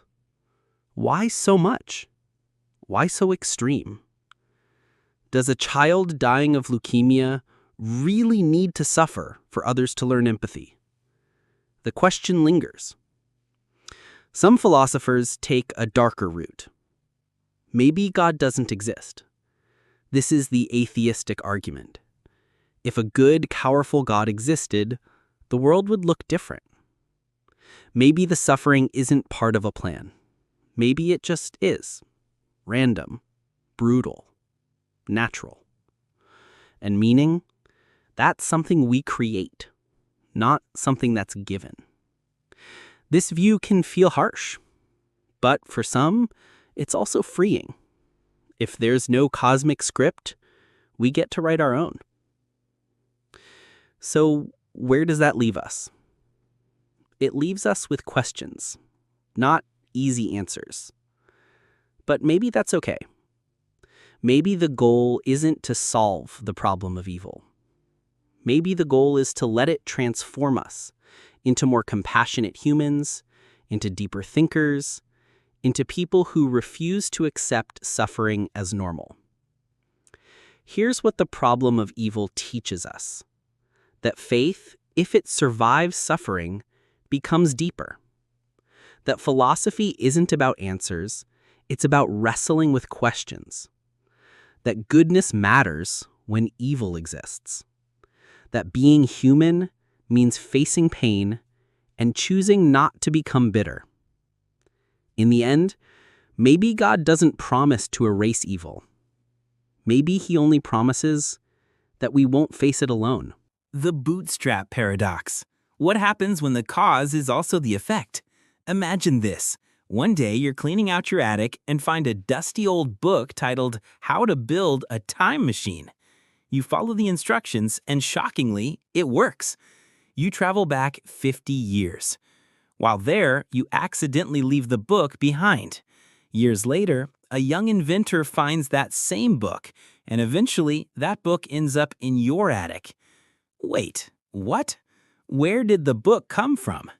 This is the bootstrap paradox, a brain-bending idea from philosophy and theoretical physics that explores time, causality, and the origins of information. It gets its name from the old phrase, pulling yourself up by your own bootstraps, something that sounds heroic but is physically impossible, just like this paradox. Here's the basic form. Object or information exists in the future. It is sent back to the past. That version becomes the source of the original. In other words, the thing exists because it causes itself. Mind blown. There's no beginning, no inventor, no author, no source. It's just there, looping in time, forever. Let's look at some examples from fiction. In the show Doctor Who, the Doctor gives Beethoven's music to Beethoven, who never actually wrote it. In the movie Predestation, the main character is both their own mother and father. Yes, really. In Back to the Future, Marty plays Johnny B. Goode at a 1955 dance, inspiring Chuck Berry, who later writes it. In each case, the question is the same. Who actually created the thing? If the information or object never had an origin, is it real? Let's pause for a story. Alex, a musician, dreams of composing a masterpiece. One night, he's visited by an older man, himself from the future, who hands him a perfect symphony. Alex records it, becomes famous, and years later travels back in time to deliver the music to his younger self. Everyone celebrates his genius. But here's the twist. Alex never composed it. He just passed it along in a time loop. So, did he cheat? Or did he fulfill his destiny? That's the moral wrinkle of the bootstrap paradox. The paradox exposes a deeper problem: causality. In our daily lives, we live by one basic rule. Cause leads to effect. Fire causes heat, gravity causes falling, study causes success. But the bootstrap paradox says, hold on, what if effect also causes cause? It breaks the arrow of time. It shatters the story we tell ourselves about how the universe works. Because if something has no origin, then what created it? Or did it always exist? And if that's possible for information, what about people? Philosophers and physicists have debated this for decades. Some say, time travel isn't real, so this is just fantasy. The paradox shows why backward time travel is impossible. The universe won't allow closed causal loops. Others argue it could happen in a deterministic universe. Quantum mechanics allows for stranger things. The bootstrap loop might not violate physics, just logic. In fact, physicist Kip Thorne once wrote, "The laws of physics don't prohibit time loops. They just confuse the hell out of us." Exactly. But let's move beyond time machines and into real life. There's a metaphorical side to the bootstrap paradox. Think about an idea that spreads but no one remembers who said it first. A tradition passed down for centuries with no known origin. A meme that goes viral and loops endlessly in culture. Where did it start? Who invented it? Sometimes the answer is, we don't know. It just exists. In a way, society is full of little bootstrap loops, ideas feeding themselves, legends birthing legends, culture repeating culture. It's not just sci-fi, it's sociology. Here's the philosophical punch. If something can exist without origin, then maybe not everything needs a beginning. Maybe some things just are, eternal, self-sustaining, untethered from cause. Maybe our obsession with origins, where ideas, people, or even the universe comes from, is just our linear bias. But time might not be linear at all. So, what's the lesson? The bootstrap paradox teaches us that causality isn't always simple, that loops can be just as real as lines, that not all knowledge has an inventor, that sometimes the source is itself. And most of all, It invites us to question, are we trapped in time, or are we its authors? In a loop, the end is the beginning, and the beginning is the end, which means maybe you are your own cause, too. The mind-body problem. Are you your brain, your body, or something else? Look in the mirror. Who do you see? Is it a face, a body, a mind? What exactly are you? This is the mind-body problem, one of the oldest and deepest mysteries in philosophy. It asks, what is the relationship between the physical body and the non-physical mind? In other words, are your thoughts just chemicals in the brain? Is your mind something separate, like a soul or consciousness? Or are you just a body with a built-in hard drive? Let's dive in.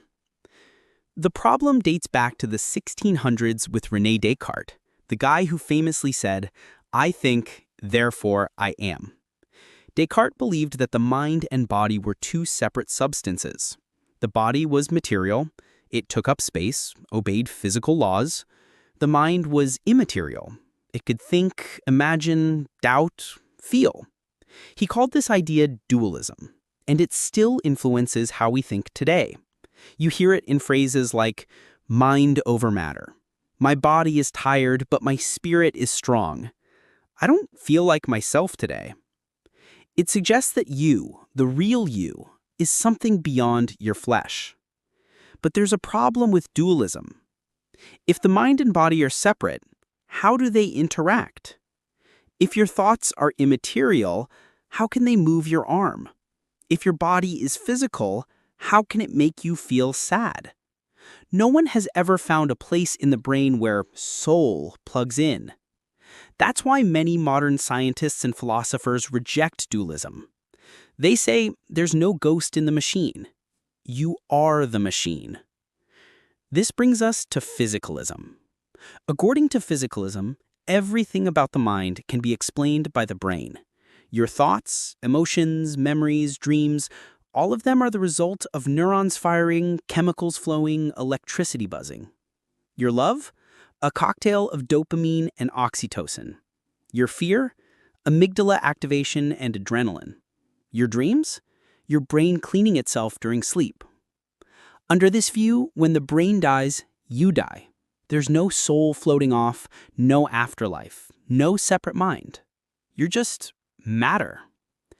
But this view raises uncomfortable questions. If your mind is just your brain, then is free will an illusion? Are your choices just the result of brain chemistry and genetics? Can we ever hold anyone truly responsible for their actions? Also, what about consciousness? Why does the brain feel like something from the inside? Why do you experience love, pain, color, music, instead of just reacting like a robot? This is called the hard problem of consciousness, coined by philosopher David Chalmers. It's not about what the brain does, it's about what the brain feels like from the inside. And no scientific theory fully explains it. Yet. Let's pause for a story. Amara was in a car crash. She suffered a severe brain injury. She could walk, talk, even smile, but her personality changed. She became impulsive, mean, and detached. Her family said she's not the same person anymore. But her body was still there. Her memories were mostly intact. So who exactly was she? The event forced her family to confront something raw. Is a person their brain, their body, their behavior, or something more? Another angle. The ship of Theseus. Imagine a ship, and over time every plank is replaced. Is it still the same ship? Now apply that to your body. Every cell in your body is replaced every 7 to 10 years. Your thoughts evolve, your memories shift. So who are you, really? A pattern? A story? A constantly updating consciousness? Modern neuroscience continues to blur the lines. We now know changing brain chemistry changes the mind. Trauma can rewire identity. Medication can alter personality. But we also know people feel like more than machines. We love, hope, forgive, not just compute. We suffer existentially, not just physically. Maybe we're more than brains. Maybe we're embodied stories, flesh wrapped in meaning. So what's the lesson? The mind-body problem teaches us that identity is fragile and deep, that consciousness is both ordinary and miraculous, that knowing what we are physically doesn't explain who we are emotionally, that science may describe the brain, but it's philosophy that dares ask why we care. You're not just blood and bone, but you're not just soul and spirit either. You're both. You're the dance between nerve and dream, between flesh and fire. And that's what makes being human so confusing, so beautiful, and so worth exploring. The Abilene Paradox. Why groups agree to do things nobody wants. Imagine this. It's a sweltering summer afternoon in Texas. A family of 4 sits on the porch, sweating in silence. Suddenly, the father says, "Let's drive to Abilene and get dinner." It's a 50-mile drive in the heat. The food there? Mediocre. Nobody really wants to go. But one by one, they all nod. Sure. Yeah, sounds good. Let's go. So they pile into the car, drive for 2 hours round trip, eat bad food, and come home exhausted. Back on the porch, someone finally says, "That was awful. I didn't want to go." The others agree. "Wait, you didn't want to go? I only went because you said you wanted to. I thought everyone else was excited." They all stare at each other, stunned. No one wanted to go to Abilene, and yet they went anyway. This is the Abilene Paradox, a social phenomenon where a group of people collectively decide on a course of action that nobody actually wants, simply because each person believes the others want it. It's not about conflict, it's about false agreement, and it happens all the time. Let's break it down. The paradox happens in 4 stages. Someone suggests an idea. Others go along to avoid rocking the boat. Everyone assumes there's consensus. They follow through only to discover nobody truly supported it. It's not about peer pressure, it's about misreading the room and not speaking up. And it can lead to wasted time, bad decisions, and mutual regret. Let's pause for a modern example. In a team meeting, a manager suggests launching a risky new project. No one says anything, just polite nods. Each person thinks, "I'm not sure this will work, but everyone else seems confident." They move forward. 6 months later, it fails. They regroup and realize, wait, none of us believed in this. But by then, the damage is done. The Abilene Paradox isn't about stupidity. It's about silence. It's about people who value harmony so much they ignore their own doubts. It's about fear. Fear of confrontation. Fear of looking negative. Fear of standing out.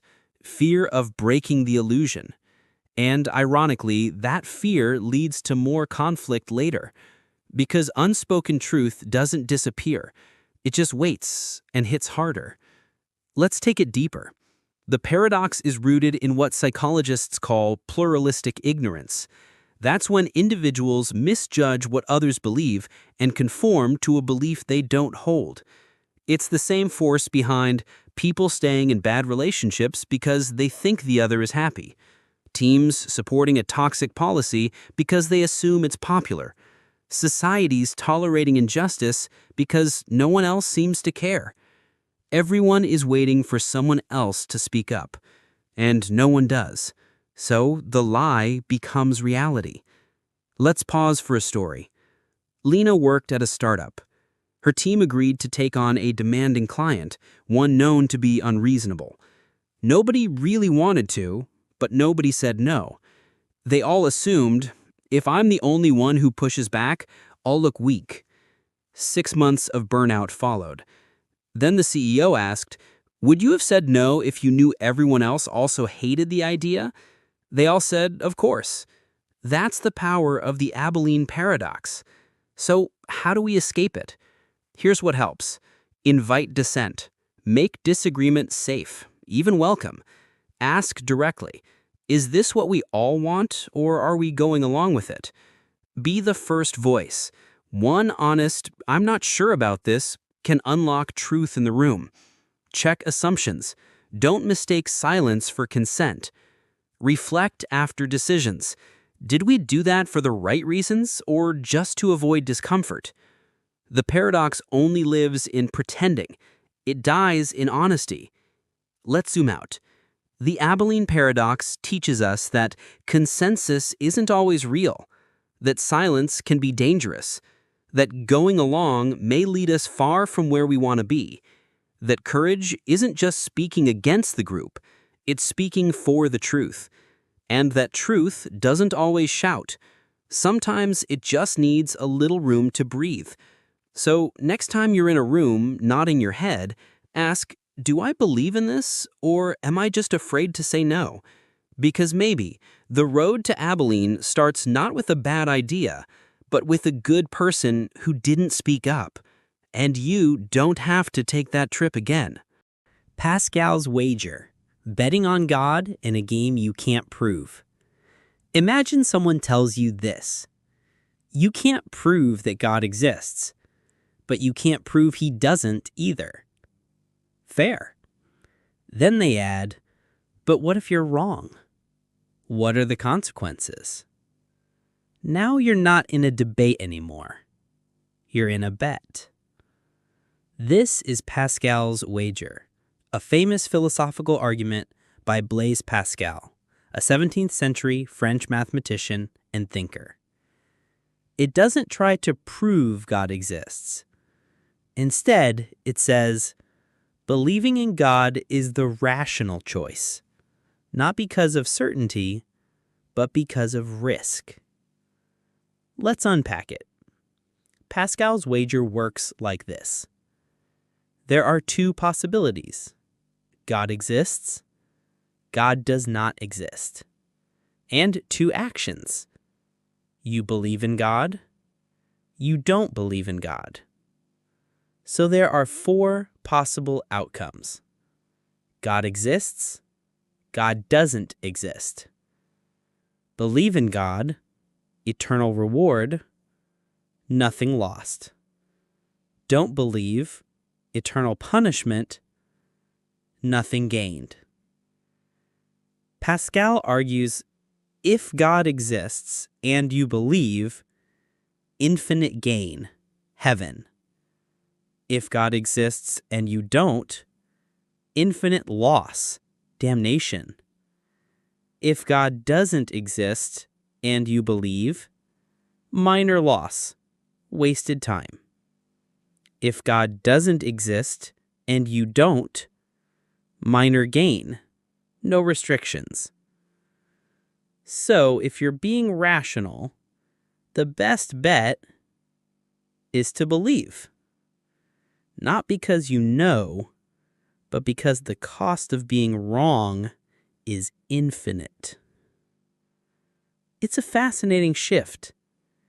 Pascal isn't making a theological case. He's making a pragmatic one. He's saying, you don't need proof to make a smart choice.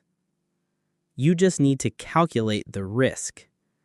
And when the stakes are eternal, even a tiny chance matters. Let's pause for a modern example. Imagine you're at a casino. There's a free game. If you play, you have a tiny chance of winning $1 billion. If you don't play, you definitely win nothing. Would you play? Most would say yes. Why? Because the cost is low and the potential gain is absurdly high. That's Pascal's logic. But the wager has sparked tons of debate and criticism. Let's look at a few common objections. 1. You can't fake belief.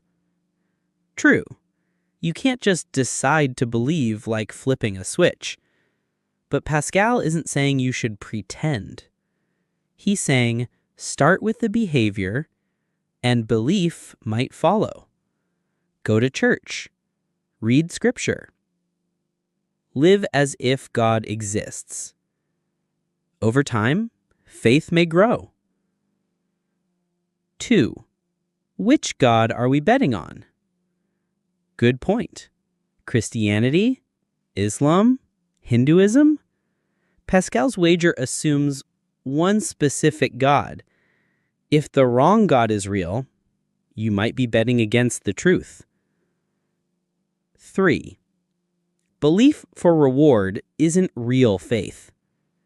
Another fair point. Believing just to get into heaven feels selfish, not sincere. But Pascal might reply, even self-interest can lead you toward truth. And maybe along the way, it becomes something deeper. Here's the bigger picture. Pascal's wager isn't just about God.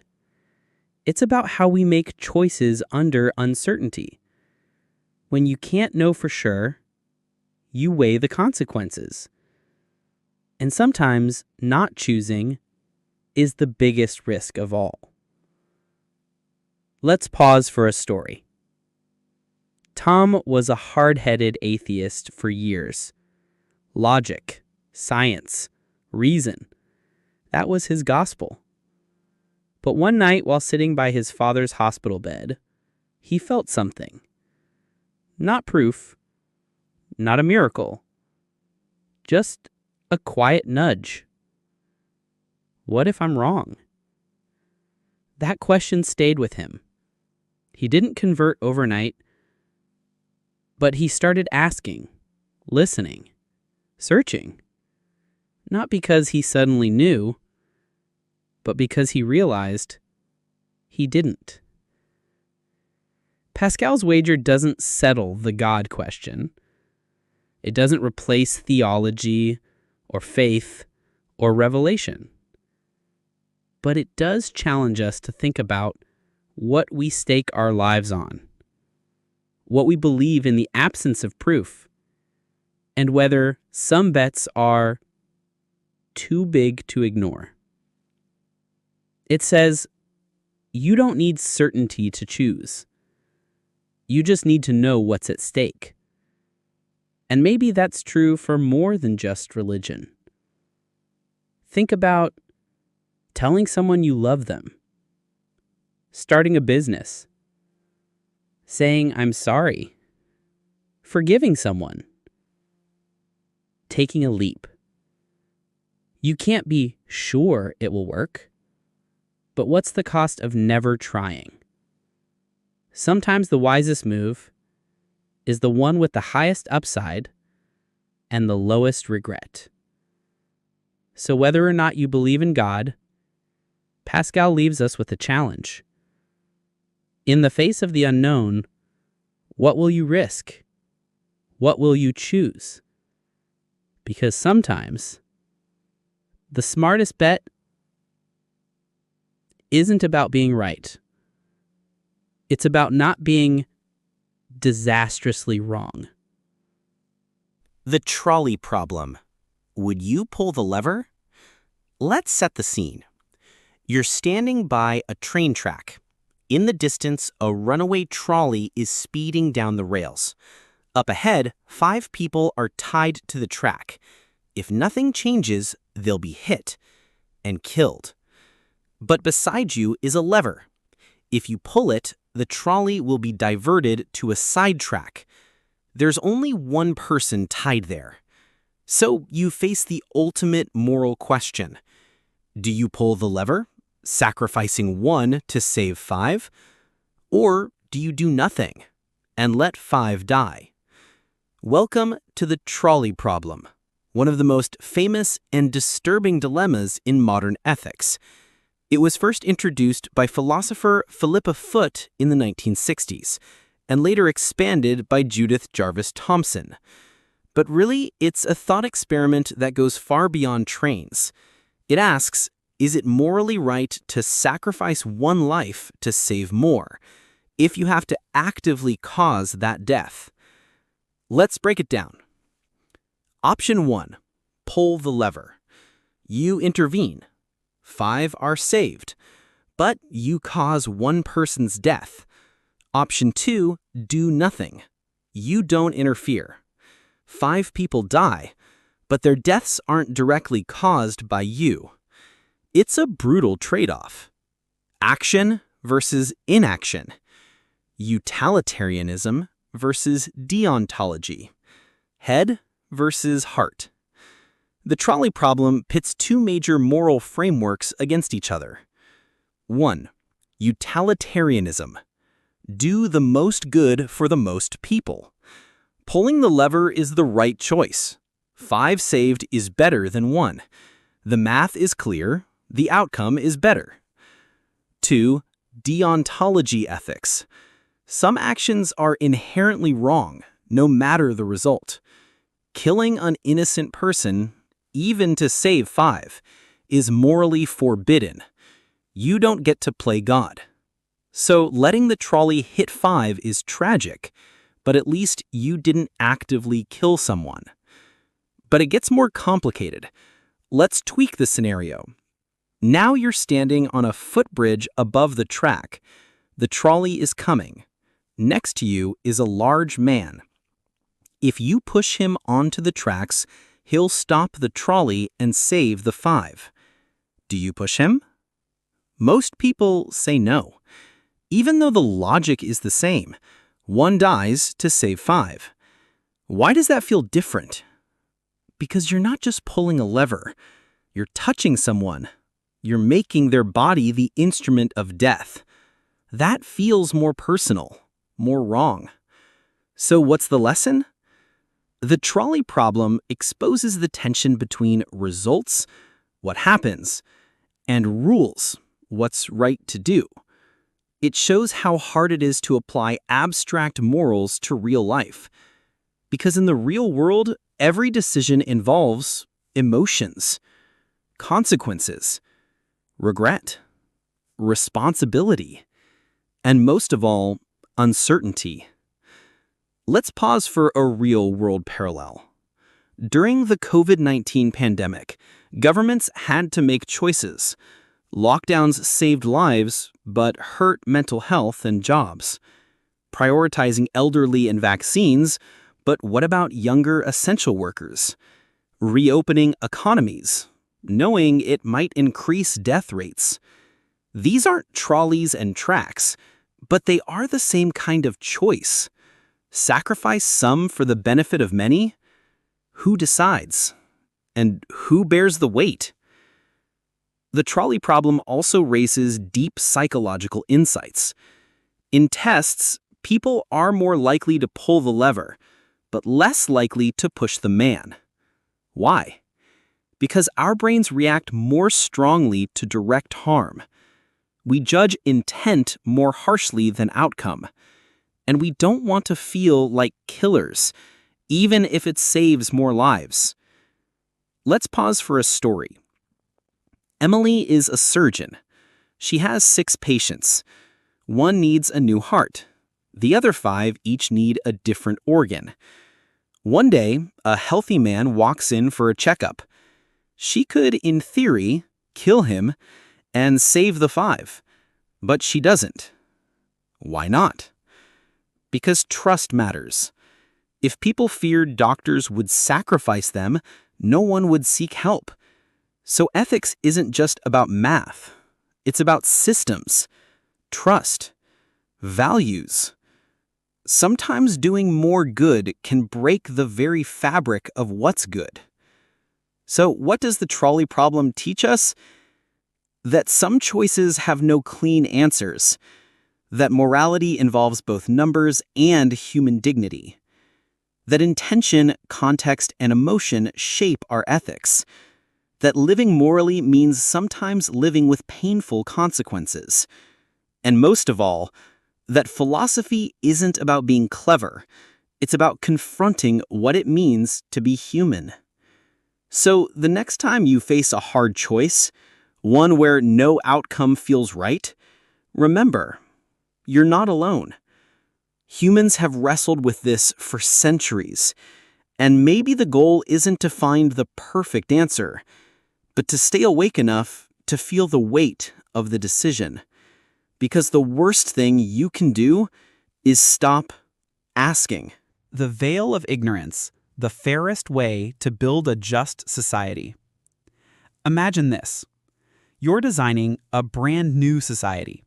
You get to decide everything: laws, rights, education, wealth distribution. But there's one catch. You don't know who you'll be in that society. You might be rich. You might be poor.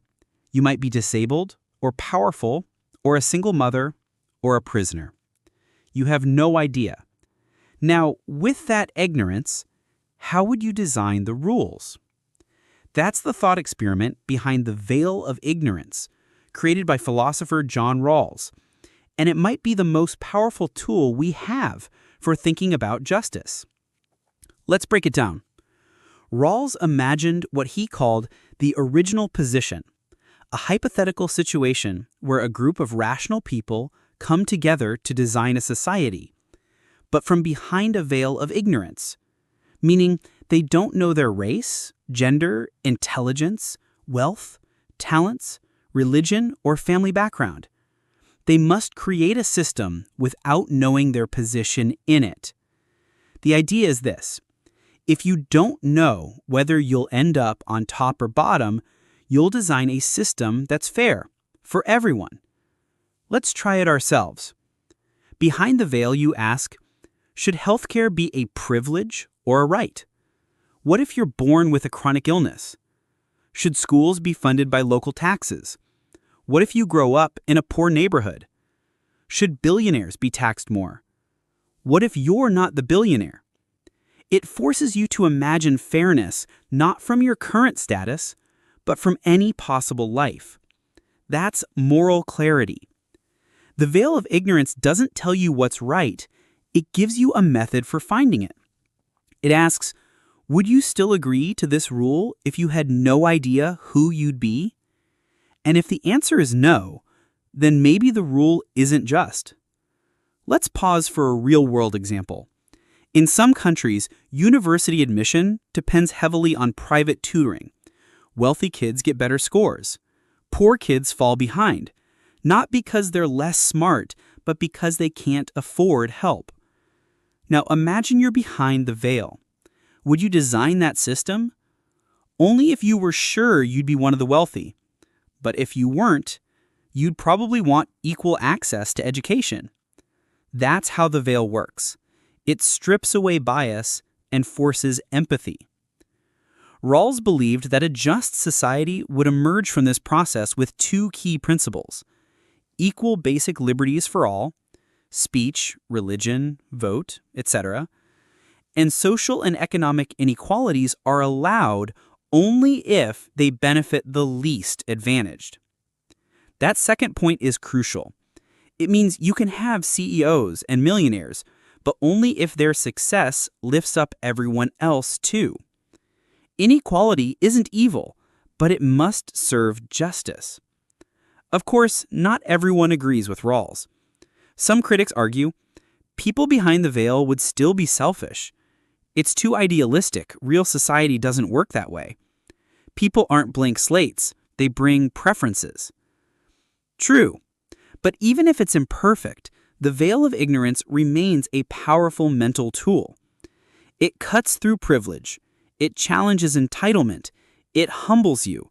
Because it asks, would you still think this system is fair if you had no idea who you'd be? Let's pause for a story. Amira was a lawyer working on housing rights. She believed in meritocracy, that people should earn what they get. Until one day, her son asked, Why does our house have clean water and the other neighborhood doesn't? She thought about it. They worked hard, sure, but they also got lucky, born in the right zip code, with the right passports, in the right decade. She started thinking more like Rawls, not because she lost her values, but because she gained perspective. The veil of ignorance isn't just for designing governments. It works in daily life too. Try it. Before making a policy at work, ask how it would feel if you were the intern. Before judging someone's struggle, ask how you'd cope in their shoes. Before supporting a law, ask how it would affect you if you were on the margins. It's not about guilt. It's about integrity. So, what does the veil of ignorance teach us? That fairness isn't what benefits you, it's what you choose if you might be anyone. That justice requires imagination and compassion. That privilege is often invisible until you step behind the veil. That power must be designed with the powerless in mind. And maybe that's the heart of justice, not treating people as they are, but as you might become. So next time you support a system, ask, would I still believe in this if I was born on the worst day, into the worst luck, in the worst place? If the answer is yes, then you found something rare. Not just a rule that works, but a rule that's right. Solipsism. What if you're the only mind that exists? Take a deep breath. Look around you. Everything you see, the walls, the sky, the people, the phone in your hand, feels real, right? Now ask yourself this. How do I know any of this exists outside my own mind? What if the world around you is an illusion? What if everyone you know is just a projection, like a dream you never woke up from? What if the only thing that's real is you? Welcome to the eerie, mind-bending world of solipsism. Solipsism is the philosophical idea that only your own conscious mind is sure to exist. Everything else, people, objects, even time, might just be creations of your imagination. Sounds insane? Maybe, but it's harder to dismiss than you'd think. Because here's the truth. You have no direct access to anyone else's mind.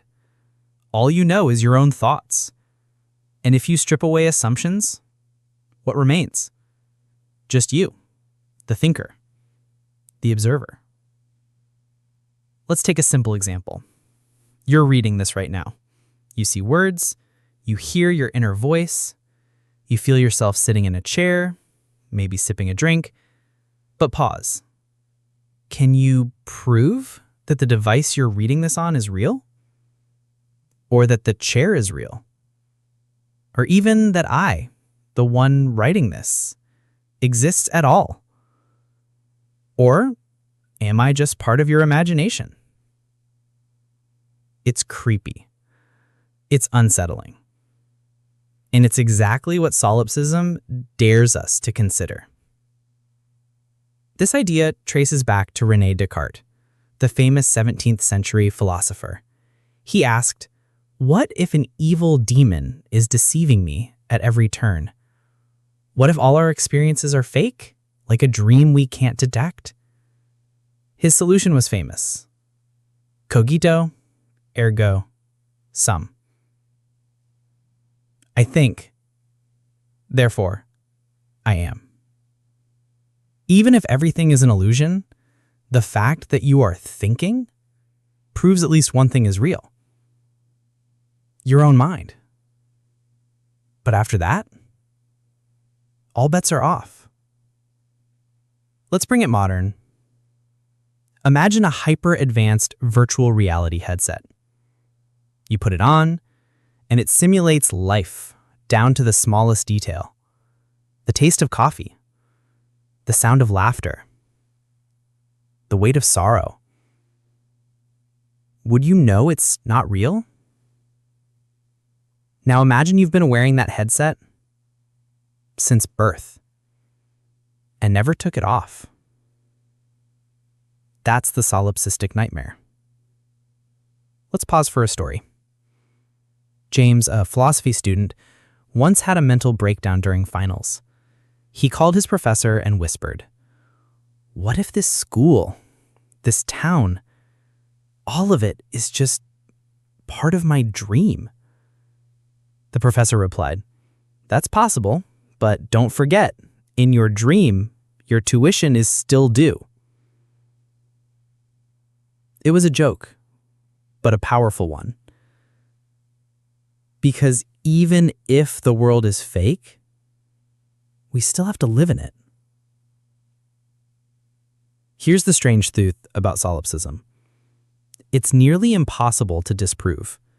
No matter what evidence someone gives you, a handshake, a hug, a slap in the face, it's still an experience happening inside your mind. You can never step outside your own consciousness to verify anything. It's like being stuck inside your own head forever, and you can't invite anyone else in. So, does that mean you're alone? Not necessarily. Most philosophers reject solipsism not because it's logically flawed, but because it's unlivable. Even if you can't prove others are real, you act like they are. You talk to people. You love them. You argue. You grieve. Your brain treats them as real, and so does your life. Because here's the thing. We're wired for connection, not certainty. Let's take it deeper. Solipsism challenges three huge assumptions: that the world exists independently of us, that other people have minds like ours, and that our senses can be trusted. When you question these, you start to see how fragile your view of reality is. But you also see how bold it is to trust anyway. Because love, friendship, empathy, they're all acts of faith. You believe the other person is real, even that you can't prove it. And that's beautiful. Let's pause for another story. Ella, after losing her father, spiraled into depression. She read about solipsism and thought, maybe he never existed. Maybe I made it all up. But then she found an old video, her dad dancing in the kitchen, laughing off beat. She cried. Not because it proved he was real, but because she felt it. That memory, that love, it meant something. Even in doubt, we find truth through meaning. So what does solipsism teach us? That the only thing you're sure of is yourself. That life might be a dream and still be worth living. That connection, not certainty, defines us. That reality might be a story we co-author, whether it's real or not. And maybe that's enough. Because even if you're alone in your mind, you've imagined a world full of people, beauty, challenge, and wonder. And if that's not real, it's still remarkable. So the next time you wonder, is any of this real? Remember, I think, therefore, I am. And you are. The rest? You get to decide what to believe. And sometimes belief itself is what makes life real. The ship of Theseus. Are you still you if everything changes? Let's play a game of identity. There is an ancient ship, the ship of Theseus. It's preserved in a museum, admired by generations. But over time, its wooden planks begin to rot. So curators replace them, one by one. Eventually, every single part is swapped. Now here's the question. Is it still the ship of Theseus? Same design, same structure, but none of the original material remains. What do you think? If that puzzles you, good. Now, let's twist it further. Suppose someone collects all the old discarded planks and rebuilds the original ship out of them. Now there are two ships. Which one is the real ship of Theseus? The one with continuity of function, or the one with original parts? This is not just about ships. It's about you. You're not the same person you were 10 years ago. Your body has changed, your memories evolved, your beliefs shifted. Cells regenerate, ideas mutate, experiences reshape your identity. So ask yourself, are you still you? Or are you like that ship, rebuilt piece by piece over time? The ship of Theseus is an ancient thought experiment, but it's deeply modern. It asks questions about personal identity, continuity over time, what makes something or someone truly them. Let's unpack it. There are three main ways people think about identity. 1. Material continuity. Identity depends on physical stuff. If you replace all the wood, it's not the same ship. But here's the problem. You lose and replace atoms in your body constantly. So if materials define us, you've already died and been rebuilt thousands of times. That doesn't feel right. 2. Functional continuity. Maybe it's the function that matters. If the ship sails the same, it's the same ship. If your brain works the same, you're still you. But what if your memories fade? What if trauma changes your behavior? Function isn't fixed, so is that still enough? 3. Narrative continuity. Here's the powerful idea. You are the story you tell about yourself. Your identity is the narrative thread that connects your past, present, and future. So even if your body changes, even if your beliefs shift, as long as the story makes sense, you remain you.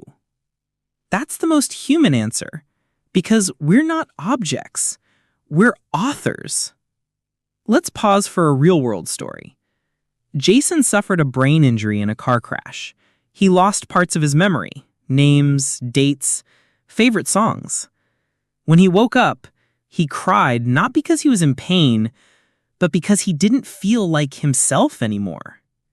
His wife whispered, "Even if you forget everything, I'll remind you who you are."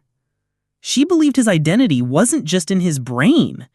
It was in his relationships, his choices, his story. Over time with help, Jason began to rebuild that story. Was he the same man? Maybe not, but he was still Jason. The ship of Theseus also plays a key role in technology and ethics today. Think about a car with every part replaced over time. Is it still the same car? An old house renovated piece by piece. Is it still your childhood home? A corporation with new staff, new owners, new vision. Is it still the same company? More radically, a person uploads their mind to a computer. The brain is scanned, mapped, simulated. Is that digital self still you? Or is it just a copy? This isn't just theory. These questions guide real-world choices. When someone undergoes radical surgery or therapy, are they reborn? When you reconnect with someone from the past, are you reconnecting with them or who they used to be? When we forgive someone, are we forgiving who they were or who they are now? Identity isn't static. It's a process. But that doesn't make it meaningless. It makes it sacred, because it means you're allowed to grow. Let's pause for another story. Maria was a strict religious woman for most of her life.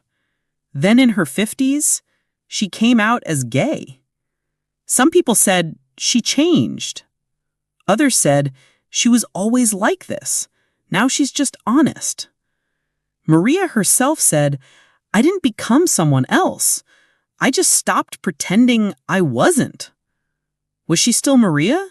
Yes, more than ever. So what does the ship of Theseus teach us? That identity is not about unchanging essence, but evolving story. That you can replace parts of yourself and still be whole. That who you are is not in the parts, but in the pattern. And that becoming yourself often means letting go of pieces that no longer fit. And maybe the truest version of you is not who you were or who you'll become, but who you are becoming right now. So, next time you feel lost, next time someone says you've changed, remember, that's not a betrayal. It's a sign you're still sailing. And if every plank breaks and every part is rebuilt, it's still your ship, because you never stopped being the captain. Pascal's wager, betting on God in a world of uncertainty. Let's say you're unsure whether God exists. You're not an atheist. You're not religious. You're stuck somewhere in between, wondering. Now imagine someone walks up and says, "Look, you don't have to know for sure. Just make a bet." That's exactly what philosopher Blaise Pascal proposed in the 17th century. He wasn't trying to prove God exists. He was making a wager, a cost-benefit analysis of belief. And it goes like this. If God exists and you believe, you gain infinite reward, heaven. If God exists and you don't believe, you risk infinite loss, hell. If God doesn't exist and you believe, you lose a bit of time and comfort. If God doesn't exist and you don't believe, you gain a bit of freedom. So Pascal asks, which risk would you rather take? The possible gain of belief is infinite. The possible loss of disbelief is infinite. So even if the odds are low, the stakes are high enough to make the bet. This became known as Pascal's wager, not a proof of God, but a philosophical gamble. And it flipped the debate. Instead of asking, "Can you prove God?" he asked, "Can you afford not to believe?" It's cold logic, not theology, and that's what makes it fascinating. Let's break it down like a decision tree. God exists. God doesn't exist. You believe, infinite gain, finite loss. You don't believe, infinite loss, finite gain. From a game theory perspective, it's a slam dunk. Belief carries the highest expected value. Not because it's guaranteed, but because the reward or punishment is infinite. Now, naturally, people have raised some powerful objections. Let's explore them. 1. You can't choose belief like that. It's not genuine. True. You can't just flip a switch and suddenly believe. But Pascal anticipated that. He said, start with the motions. Pray. Go to church. Live morally. Eventually, belief might follow. It's like training a muscle. Is that dishonest? Or just a way of opening yourself up to possibility? 2. What if you bet on the wrong God? The many gods objection. What if Islam is true? Or Hinduism? or some ancient tribal deity? Good point. Pascal's wager simplifies the choice into binary belief. But in reality, the landscape of religion is complex. Still, defenders argue most religions reward sincere moral effort and humility, even if you get the details wrong. So belief itself, or the orientation of faith, might still be valuable. 3. It's manipulative. Shouldn't belief be about truth, not reward? That's fair. Should we really believe just because we're scared not to believe? That's not love. That's fire insurance. But again, Pascal wasn't saying belief ends there. He said it might start there. And perhaps over time it matures into something deeper, less about risk, more about meaning. Let's pause for a story. Anna was a lifelong skeptic, raised by scientists, taught to question everything. But after losing her father, she found herself praying. Not out of certainty, but out of need. She didn't suddenly become religious, but she said, "I'd rather live as if something sacred might be real than risk living like nothing matters." She wasn't convinced, but she made the wager. Not because she was weak, but because she was human. Pascal's wager also invites us to zoom out, because this isn't just about God. It's about how we handle the unknown. In life, we constantly bet on people, institutions, futures, the meaning of our suffering. We act on incomplete evidence all the time. So the question isn't just, is it true? It's also, what does this belief do to you? Maybe you believe life has a purpose, that love matters, that forgiveness heals, that death isn't the end. Can you prove those things? Not really. But what happens if you live as if they're true? You might build a kinder world. You might treat others better. You might live with more courage. And maybe that's a bet worth making, even if you never cash the check. Let's pause for another story. Marcus had cancer. He didn't believe in God, but he said to his nurse one night, "If there's nothing after this, I'll never know. But if there is something, I want to be ready to meet it." He didn't need certainty. He just needed hope. He made the wager, not out of fear, but out of possibility. So what does Pascal's wager teach us? That belief isn't always about certainty. Sometimes it's about risk management. That living as if can change you. That the cost of false belief may be low, but the cost of missing the truth could be high. That faith might begin with a gamble, but grow into conviction. And maybe, in a world where the biggest questions have no clear answers, the bravest thing isn't to be certain. It's to bet on something better.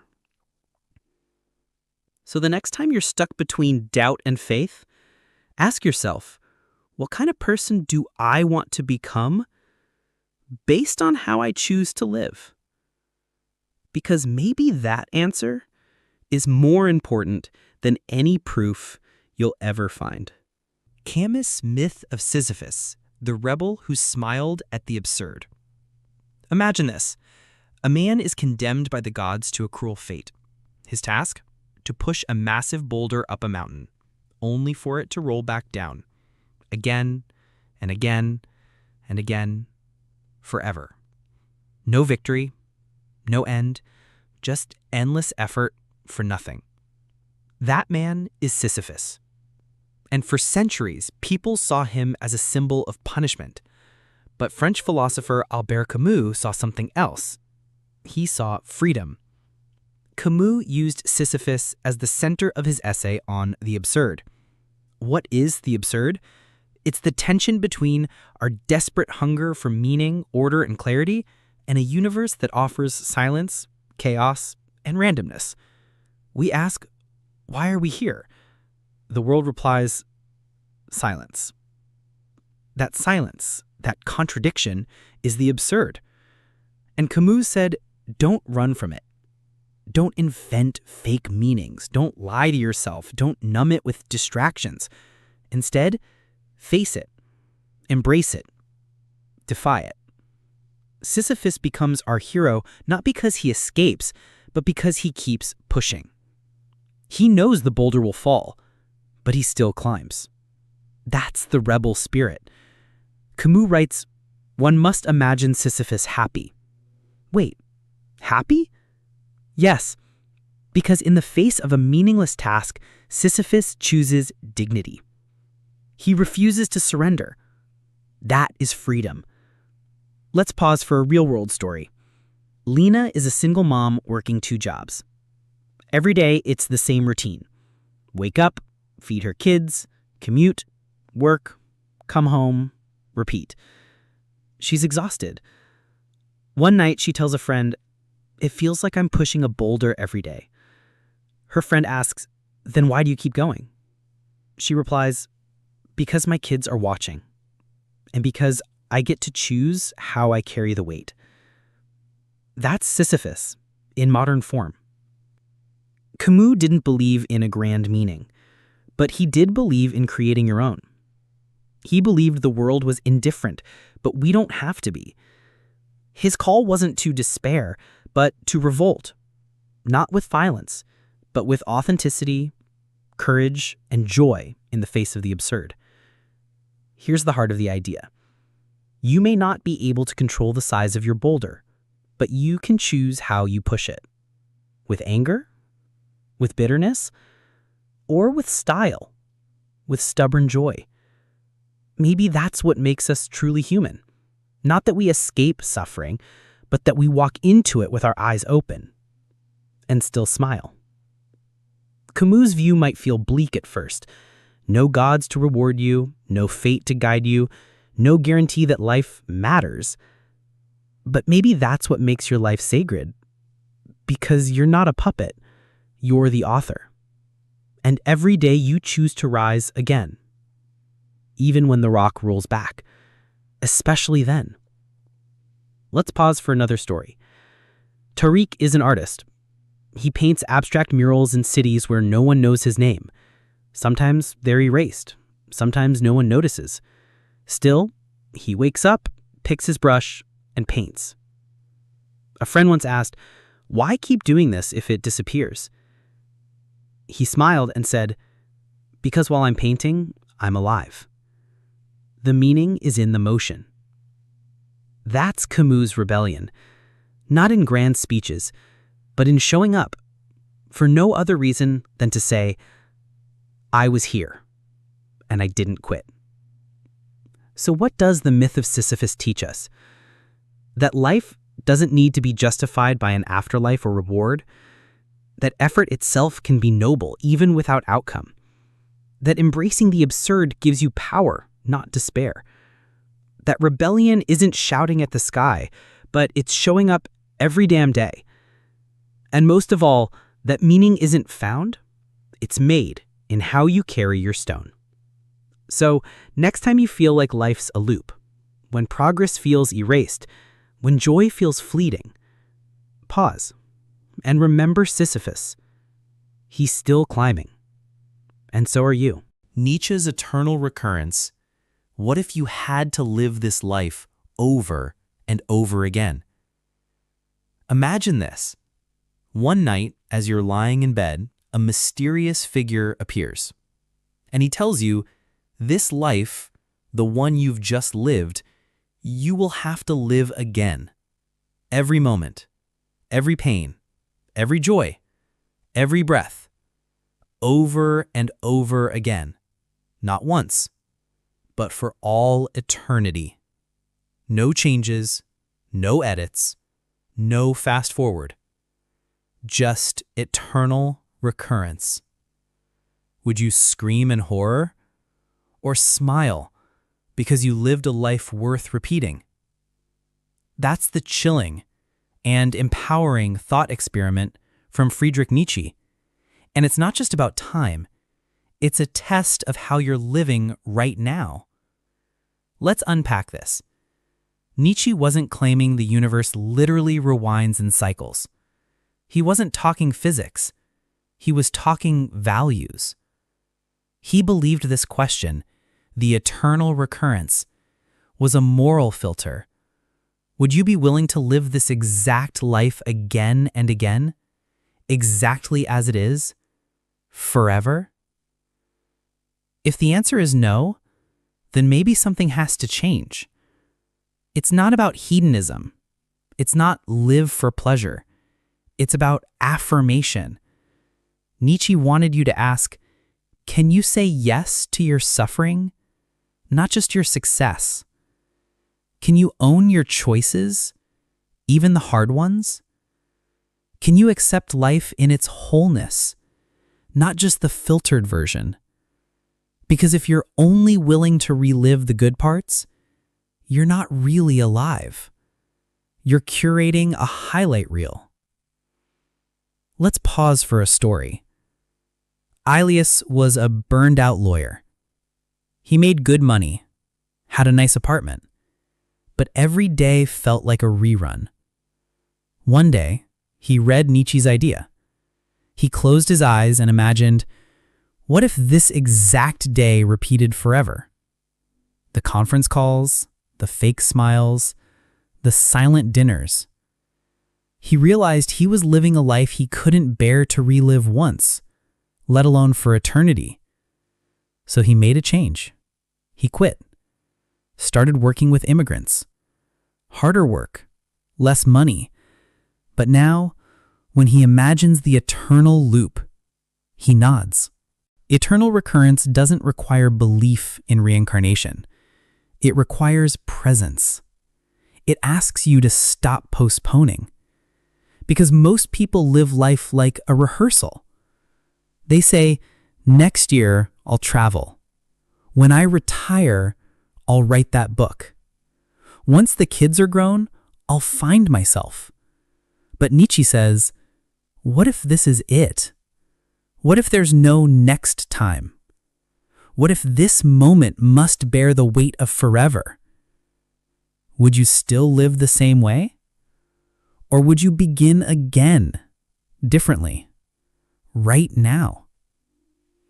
Let's break down the message into 3 deep truths. 1, you are the author and the audience. If you must read your own life like a novel on repeat, make it worth reading. Not in terms of perfection, but in terms of authenticity. Write a story you can stand by. 2, suffering can be sacred. Nietzsche wasn't afraid of pain. He believed struggle, when embraced, creates strength. So if you've suffered, don't run from it. Ask yourself, would I endure that again because it shaped me? If yes, then it was worth it.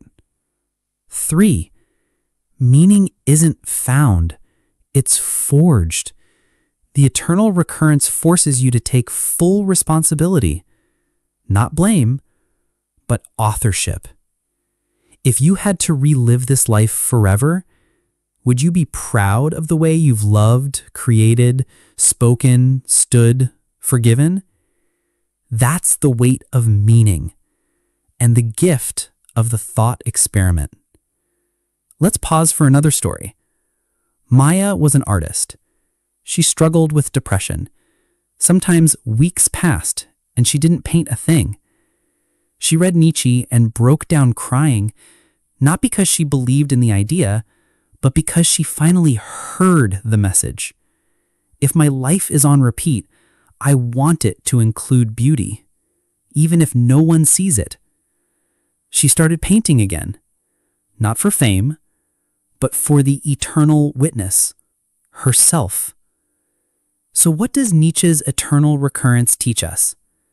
That life isn't a dress rehearsal, it's the main act. That every choice carries infinite weight if you choose to see it. That meaning doesn't require a second chance, it requires depth now. That we should build lives we wouldn't want to escape from. And maybe, just maybe, the highest compliment you can give yourself is this: yes, I would live this life again. So the next time you're about to do something out of habit, stay silent when you should speak, betray your values for comfort, waste another day postponing your dream, pause and ask, would I be okay reliving this forever? If the answer is no, don't despair. That's your cue to rewrite the next page.